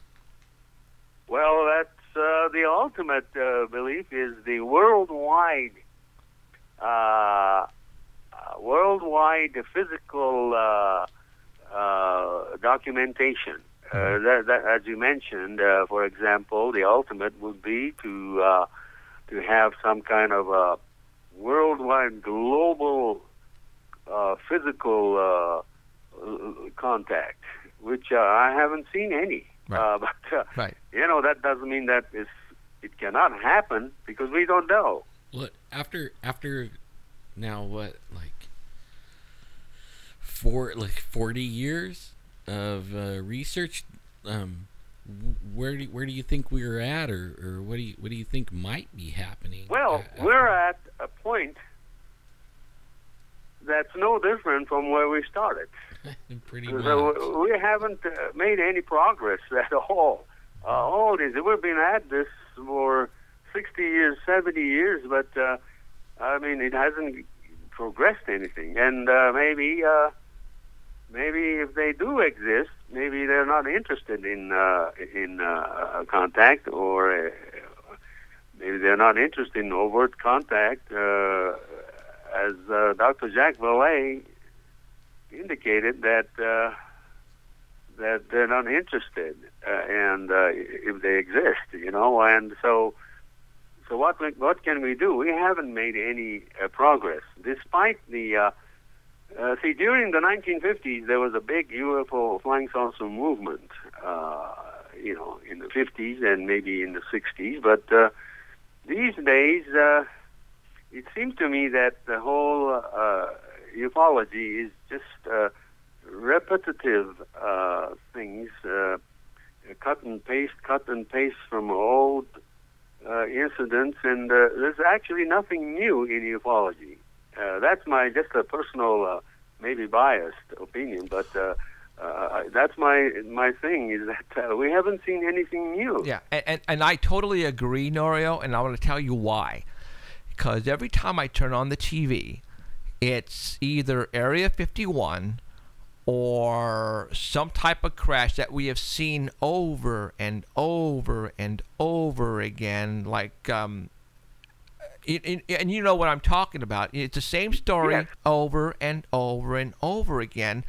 And I'm actually sick of that myself. I mean, that is the reason why I started doing what I'm doing now, not just involved in the talk show scenery, but as an investigator, because I am out there trying to get the best evidence as possible, not only about UFOs and aliens, but other phenomena that lays in the paranormal realm as well, because we need hard facts, evidence. That's true.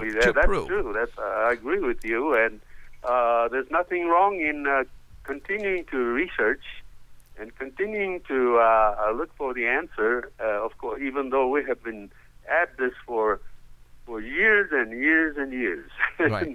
No, I agree. And despite the proliferation of things like cell phone cameras and videos and so on, all we actually see over and over and over again is just blurry photos and blurry videos of lights in the sky, and just like Bigfoot. Despite the proliferation of these devices that we have, I haven't seen any concrete, positively, identifiable non-terrestrial craft of any kind. Right. The only one that I was a little bit saddened by, because I thought he really was breaking ground and finding things, was Dr. Lear. He was taking out those little, I don't even know what they are, but the implants. Yeah, and they so-called implants, right? And he took out a few, and then they had a radio signal coming off it, and they had some, measurements done on it, and said it was non-terrestrial. But only now the guy, he passed away, and I don't know if anybody's like picking that up where he left off. That, to me, that was like the most groundbreaking of anything that happened over a long time, Right. And like you said, we're getting nothing but blurry photos and blurry videos. That it's really not strong evidence, and we are constantly bombarded on the Bigfoot side because people have blurry videos, blurry pictures, but we need a body of a Bigfoot. And I guess that goes to say as well as a alien craft. If there's a crashed alien craft with aliens laying on the side of, that's basically what we need. But obviously, as well as I do, Norio, that the government's going to get in there first and get that before us. So I guess it's just a waiting game then. I mean, we need to, for example, Stephen Bassett's the petition for disclosure. I guess it has to come from higher ups. Many people who have had abductions and know what's going on with them, they know we're not alone. Obviously, you've never been abducted. You haven't had a close encounter, and neither have I. I've seen crazy stuff in the sky, but like you said, that doesn't mean they're aliens from another planet. It could very well be our top secret aircraft from the CIA and Dulce, So, there's a lot of, and the reason why I wanted to bring you on here, Norio, is because a lot of people are getting upset on your take on all this. I think the main reason is a misunderstanding. They immediately associate this phenomenon with physical extraterrestrial beings or aliens, and as Dr. Jack Valet stated, we cannot come to hasty conclusion like that. In fact, if this were the case, the whole world would have known it. And so this is the reason why I don't really think that the government is doing their best to, cover up UFO information. There's nothing to cover up because, if you look at all the declassified documents, blacked out documents, and even classified documents that people like Stanton Friedman shows, just because they are blacked out does not indicate that they're talking about aliens. They're covering up aliens, and because there are many items that the government, the military especially, doesn't want revealed, like names of people or names of important locations or important operations, which has nothing to do with the UFOs. Right. And so a lot of people say that, well, look here, look at this document. It's all blacked out. But it may have nothing to do with aliens. And, that's my point. And, but basically,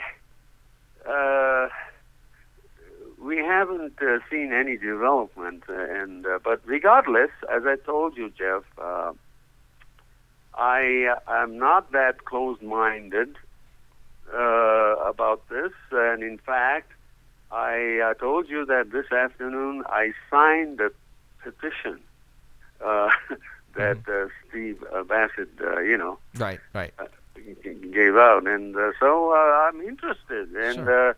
But whether we're going to get 100,000 signatures, I don't know. We only have about 7,000 signatures, and trying to get 100,000 signatures by February the 15th or the 6th, I think it's probably very difficult because the majority of the people, the mainstream, consider the topic of UFOs as part of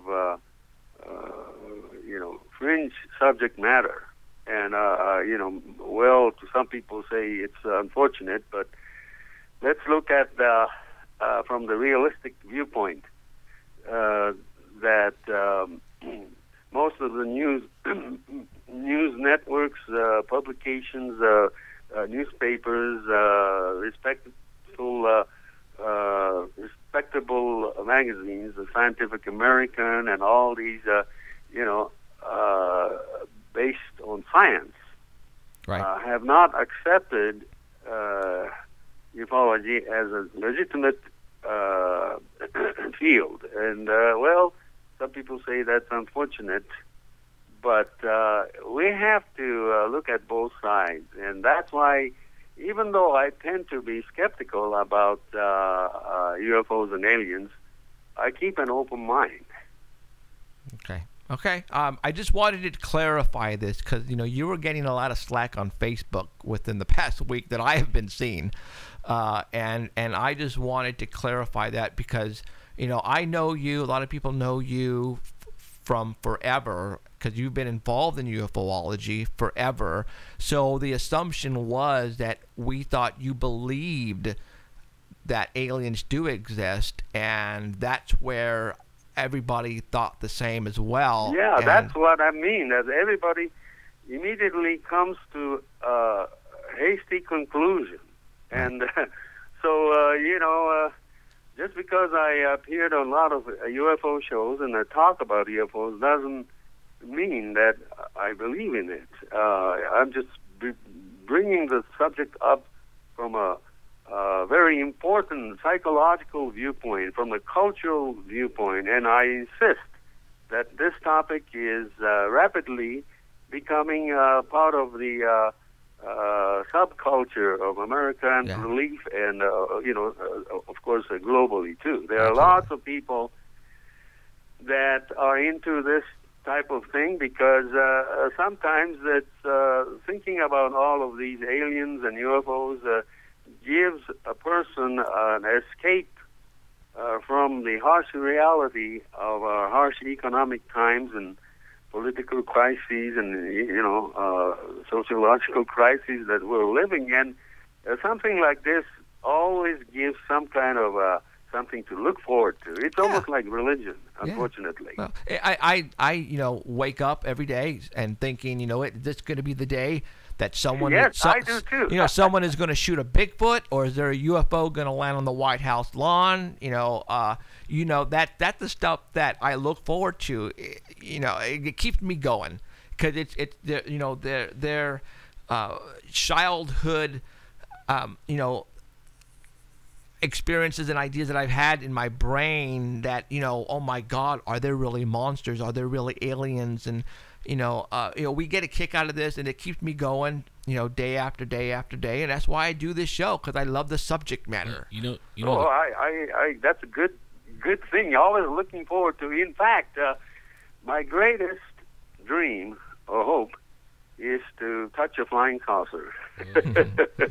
That's my greatest dream, but I've been having this desire since childhood, and it hasn't happened. Right. Well, but that doesn't mean that I'm giving it up. Right. Nowadays, like I have a bunch of grandkids, right? Like, I mean, a bunch. I almost can't even. I have to take my shoes off to count them all. That's how many I have. And we watch TV a lot together, and they believe in UFOs only because we're like the Disney movies and cartoons, and I mean it's like a no-brainer for them. You know what I mean? Just because it's on TV, they believe it. They run around talking about it like it's nothing to them. Right. I mean, it's kind of weird how the TV, like in our culture, how that's becoming like it's solid, rock solid belief, and with no evidence except for a movie and cartoons. Right. And the You're kids right. People watch programs such as Ancient Aliens and this and that on History Channel, and that is part of a way to escape from certain reality, and it's a good conduit for escapism. And it's just it's like an entertainment. Mm-hmm. Ufology is really entertainment to a lot of people. Yeah. Unfortunately. Yeah. No, you're right. It's a hobby.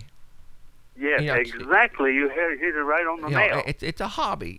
I consider this a hobby. People they go play golf. They do different things. This is my hobby. We chase UFOs and Bigfoot. Yeah, we chase UFOs and Bigfoot. That's what we do. Yeah. So yeah, I see where you're going with this. So okay, all right, Norio. I just wanted to get the record straight and to let everybody know, because I was getting emails about you and I couldn't believe what I was hearing, and I just wanted to hear it from you, and it all makes sense. No problem, and I sure appreciate this. And as I said, just because I post some what appears to be like a debunking type of article, that doesn't necessarily mean that I'm a debunker. I'm always open-minded, but I always try to keep both my feet on the ground, which is very, very important, Right, absolutely. So yeah. So, but I always hope that one of these days things will happen. Right. And I never give up. Absolutely. And where we can start is by signing that petition that you signed today, which is awesome. Yes. Definitely. I signed as a signer number 6683. No, there you go. All right. Cool. All right, Norio. Thank you for coming on, buddy. Much. Absolutely. Thanks, and maybe we'll talk soon, okay? Definitely. Okay. Thank you, Norio. Have a good night. Thank you. Okay. See ya. All right. Well, we wanted to get that message across, and because Elizabeth defriended him. Yeah. She was telling me because she was tired of him going but now we understand where he's coming from, which is logical. Well, he's not alone. No. Yeah. Good. Yeah. Right. Okay, let's get Heidi on and let's talk about some other stuff, some UFOs and Heidi might not agree with them. Yeah. Oh, that's right. I mean, I know a lot of people that wouldn't. I mean, they're like Steve, the guy that with Steve. Yeah, and we had him on the show, and he wrote a book, and he's been messed with by Steve Pierce.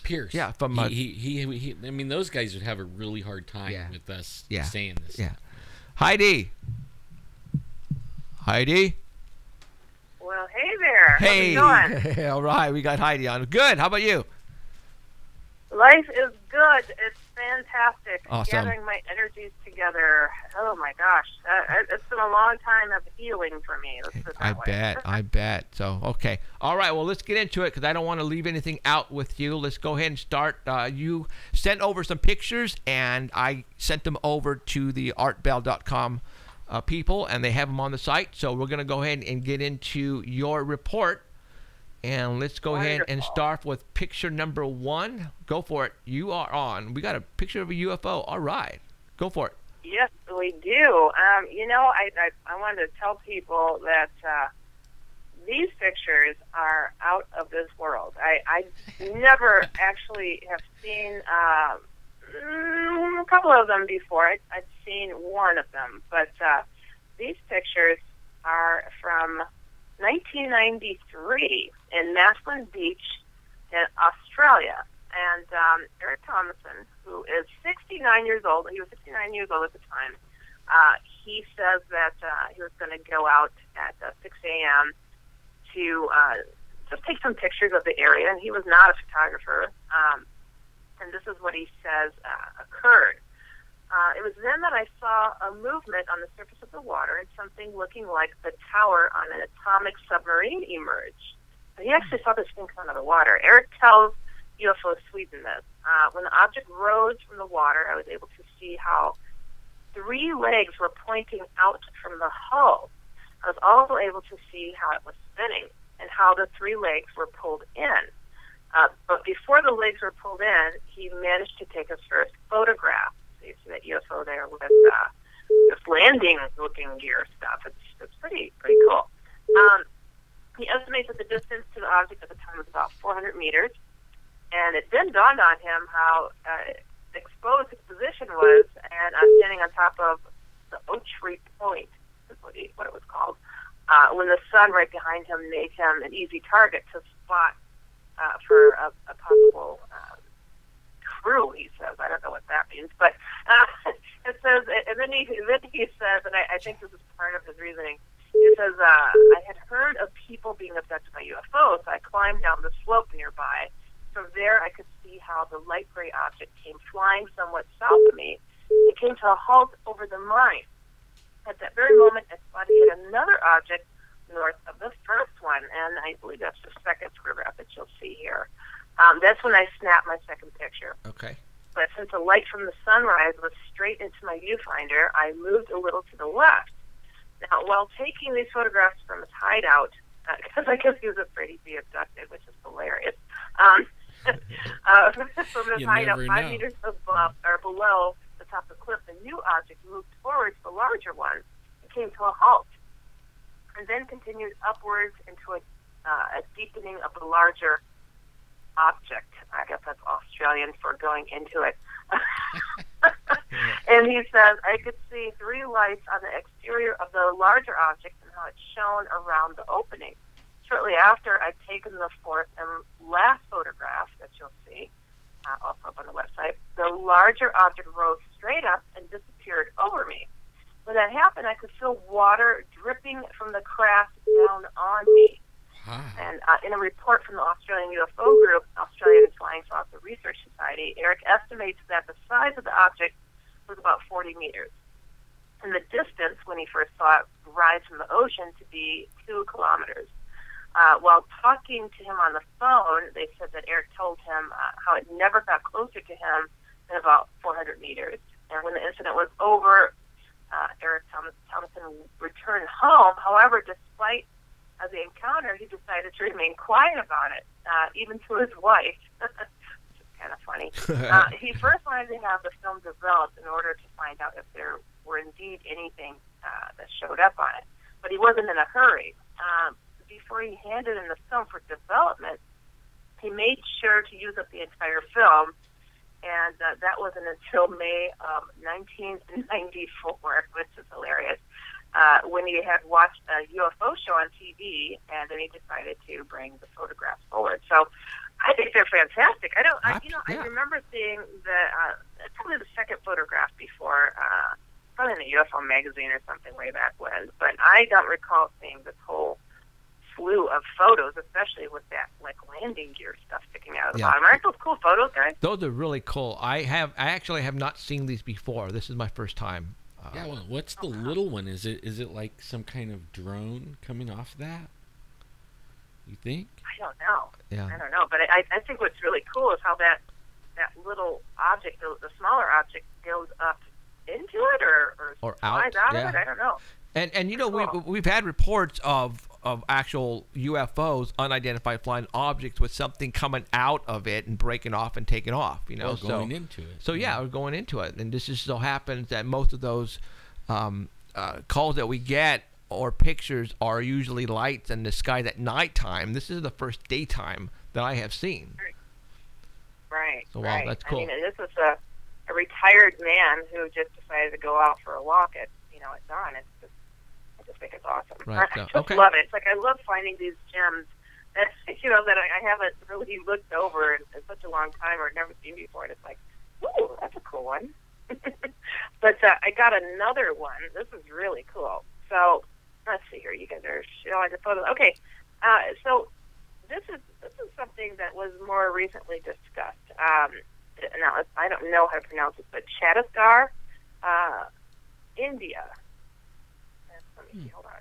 Chhattisgarh State Department of Archaeology Culture plans to seek help from ISRO for research on a 10,000-year-old rock painting depicting aliens and UFOs that came from the Charama region in Kankur district in tribal Bastar region, which is located 130 kilometers from Raipur, and the caves come under from the village of Chandeli and Gataloa.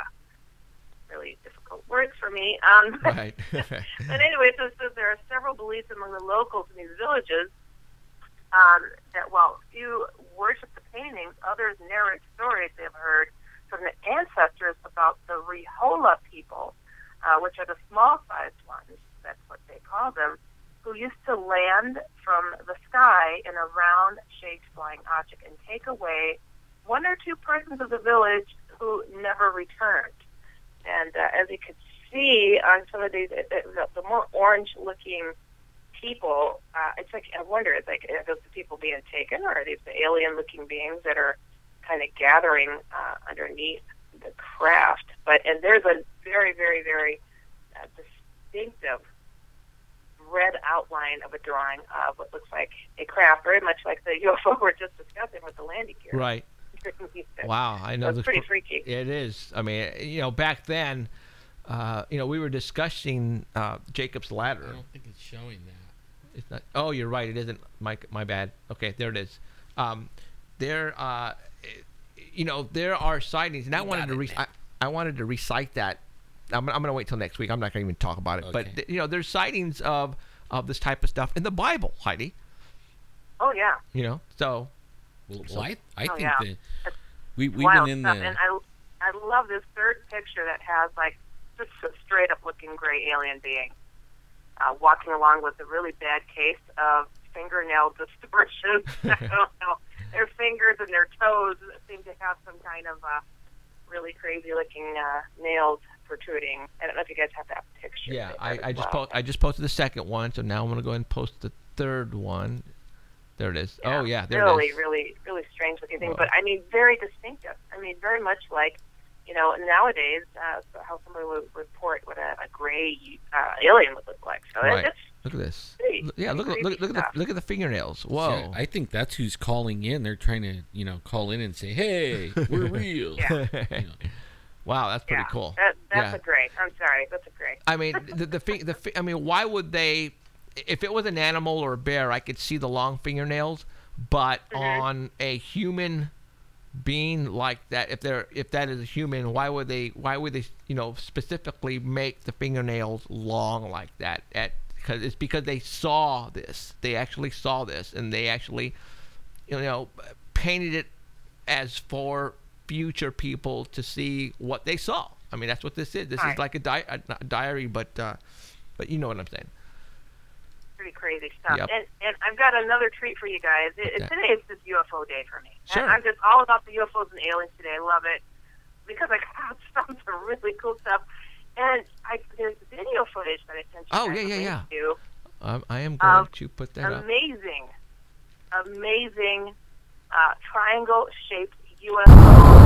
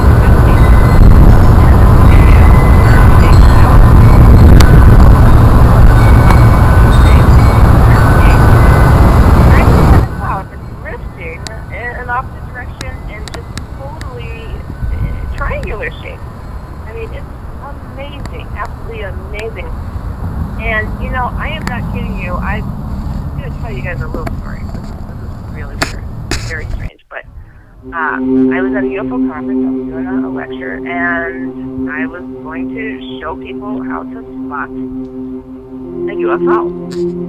And we went out, and it wasn't completely dark out or anything. And so we're like, outside, and starting to get dark. Look at that close up. Look at that close up. Look at that UFO. I mean, that is a straight up UFO triangular shape trying to blend in. That is crazy. Absolutely crazy. What video you guys are seeing? That is some cool stuff. Yeah. That is. They say it's still loud. What? Really? Very good eye. That person that caught that. Very good eye. Well, Absolutely good But, so. Okay. But to finish with the story, look at that one. Isn't that crazy? It's like, really, who are you fooling? You're a little too bright there to be a cloud, buddy. So it's really kind of wild. But so to finish the story, I brought out this whole group of people from the conference, and I'm like, let's go look at, and see what we can see. It was starting to get dark, and then, it was a nice clear night, and then it got really nice and dark out, and the stars were shining, and I'm like, it's been my experience that sometimes you can kind of call these things to show up. So we're like, okay, everybody, let's just kind of focus on, hey, come on down, guys, show yourselves. And I am not kidding you. It did not take long, and how can I say? You know how in the movie The Predator, where the background of things got distorted a little bit, but you could see the freaking predator. Right. Yeah. We saw a triangular shape distortion go very low over, distorting the stars, trying to reflect the stars. But OMG, we saw it, and it was amazing. And that's what this video kind of reminds me of. Did you guys flash any lasers up into the sky or anything like that? No, we flashed our minds. Oh, okay. Because I've heard lasers do attract. If you flash them lasers, they'll flash you back as well. But just make sure you don't shine them into a police helicopter or an airplane, or else you're going to jail for 30 years. So, I'm serious. That's totally illegal. Yeah. So, I've heard. I've heard that lasers, and if you meditate as well. If you have a bunch of people who meditate, and sometimes they do show up. That is true. I have had many people say that to me. Oh gosh, I've had some really, really wild experiences with that. I'll have to share that some more with you another time. I know we're running short on time, but I've got a quick email that someone sent me. Okay, go for it. And this is something that I invite people to write me at oddadvice@gmail.com. Write your stories and do our best to give you a little bit of insight and advice. So it says, Dear Heidi, it was about 1979 when I encountered the Hat Man. I was about 18. My mother had mentioned seeing this being a few times. It never spoke and never got close to her. She would see him in her bedroom door. I never thought anything about it. I grew up in this house and have heard and seen all that it had to offer, so I thought. The night that the Hat Man entered my life, I was in my bedroom and had just turned my TV off and was lying in bed listening to music. I always locked my door and slept under my room's window. So when I rolled over and seen this very tall man with a fedora and trench coat on, my first thought was my cousin. So, of course, I yelled at him. I screamed, Rex, what the heck are you doing in my room? No answer. He just kept watching me. I didn't see any eyes, but I could feel him. About that time, I had an intense fear, and my adrenaline was pumping. So I flew out of bed, turned my light on, and he was gone. My door and window was still locked, and he was just gone. I think I slept with my light on for about 6 months after that. I'm 54 years old now and have not seen him since, but sometimes the feeling is there. I always thought it was just a Hopper Town thing, but I guess not. Ooh, that's crazy. Wow. That was just somebody sharing. I mean, I still get these emails all the time, guys.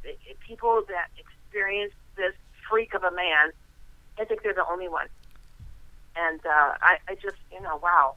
It always blows my mind that this revelation when people have it, like, I'm not alone, this is going on, but interesting enough, this person didn't have any questions about it. Because, hey, they experienced it, so it's not something that they felt like they had to ask anything to rationalize it. It just is what it is, and people are waking up to it. And I appreciate the email. That was awesome. But, keep them coming, guys. Wake up your neighbors, to this stuff too, because it is going on. Absolutely, it is. So, all right, Heidi, thank you very much, and we will talk to you next Sunday, same time. Okay. Wonderful. You guys take it easy now. All right. Thank you. Talk to you later. Okay. Okay. Bye. All right. Can you start? Was that a Bigfoot howl? Did you hear that? Yeah, I heard it like 3 times already. Did you hear that? Yeah. Heard what? Yeah, it's like a was Bigfoot howl or something. I don't know what it was. It was like, oh. But only when I take my when I take the hearing off, the like headphones. I thought it was like a dog or something, and then I looked. But I take it off and I can't hear it out there. Hey, I don't hear anything, you guys. You guys smoking? Do you still see it? Maybe we should stop smoking it. No. Yeah, but only I heard it earlier when Steve Bassett was on. Really? I heard it like 2 or 3 times, and then I thought it was a siren or something. No, that didn't sound like a. That was now weird. The dogs were barking. Did you hear the dog? Yeah. I mean, did that? Yeah, but only no. This is like it sounds like way off in the distance, and it sounds like a howl, and a long one too. Like it goes on and on and like on. A deep wolf howl. Like yeah. Deep. Yeah. Yeah. Weird. Yeah, that's weird. Like maybe Bigfoot's running up and down the train track back here. Huh. Okay. He's coming to debunk things too. You know, like, hey, you guys saying I'm not real? Check this out. I'm gonna throw a rock through your window. We got 10 minutes. Okay, so I want to read you a little thing before we exit out of here, and then I'll leave with that. But we still got 8 minutes, right around there. So, wow, what a night! It's UFOs all night here, folks. I mean, if you haven't had a UFO fix, tonight was the night. I mean, Heidi left it off with some good pictures and a good video. Obviously, we had Stephen Bassett on, and I am going to say, please, everybody, go and sign that petition. Alan will put it on the website pretty soon. Yeah, it'll take me a little while to do all this stuff. Yeah, so. I have it right now on my wall at Jeffrey Gonzalez on Facebook, and I placed it also on the Paranormal Central like page as well. I will be posting it every day, and I want all you guys to please share that and share it everywhere. Let's get a lot of signatures. Obviously, we're only at 6,800 right now. We need 100,000. Do you imagine? I mean, just right now, though, that petition is on the White House government website. Okay, it's .gov in order to go sign it. Okay, so is that why nobody's signing it? They're afraid. No, really. Everybody, man, they're like, I ain't gonna let them track me. I mean, I got friends that put little pieces of tape over their camera on their phone and stuff like that. I do that on my computers.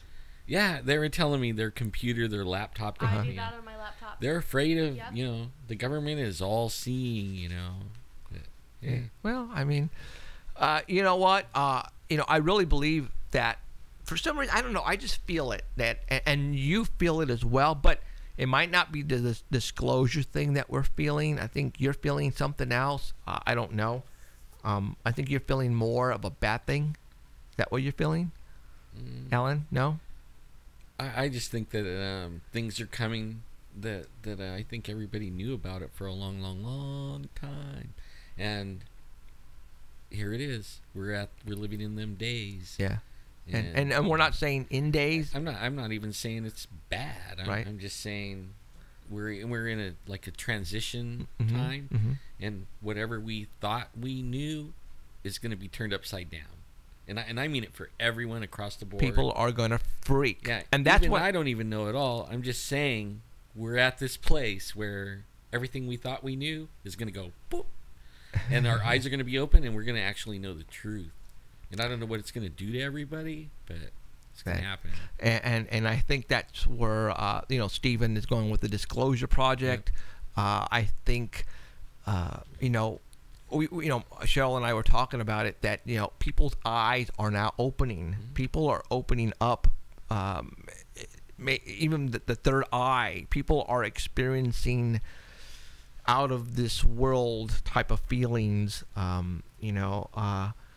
So it's pretty scary. So what I'm going to do right now, we got 3 minutes left, is I am going to read you a little bit from Zachariah Stitchin, The Genesis Revisited. Stitchin. This is him talking. All right. I myself have not encountered a UFO, to say nothing of being abducted and experimented upon by human-like beings with elliptical heads and bulging eyes, incidences witnessed and experienced, and such claimed to be true by many others. But when asked for an opinion whether I believe in UFOs, I sometimes answer by telling a story. Let us imagine, I say to the people in the room or the auditorium in which I am speaking, that the entrance door is thrust open and a young man bursts in, breathless from running and obviously agitated, who ignores the proceedings and just shouts, "You wouldn't believe what happened to me." He then goes to relate that he was out on the countryside hiking and it was getting dark and he was tired, and that he found some stones and he put his knapsack on them as a cushion and fell asleep. Then he was suddenly awakened, not by sound, but by bright lights. He looked up and saw beings going up and down a ladder. The ladder led skyward towards a hovering round object. There was a doorway in the object through the light from inside shone out.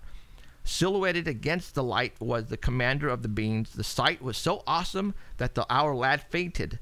When he came to, there was nothing to be seen. Whatever had been there was gone. Still excited by the experience, the young man finished his story by saying that he was no longer sure whether he had seen it or was it real or a vision, perhaps a dream. What do we think? Do we believe him? We should believe him if we believe the Bible, I say, because what I just related is the tale of Jacob's vision as told in Genesis chapter 7. So that was in the Bible, guys. Interesting. All right. So I'm going to leave you with that. How much time we got? A minute. Minute? All right. I'm out of here.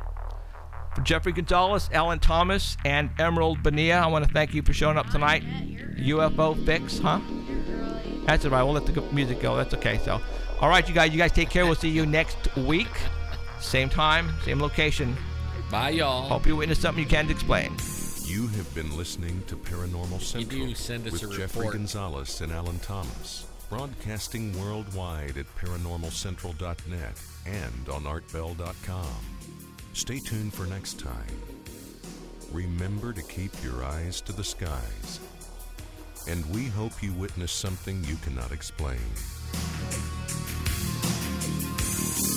I'm looking for you, you're looking for me. We have to decide what it will be. Can it be true? Can I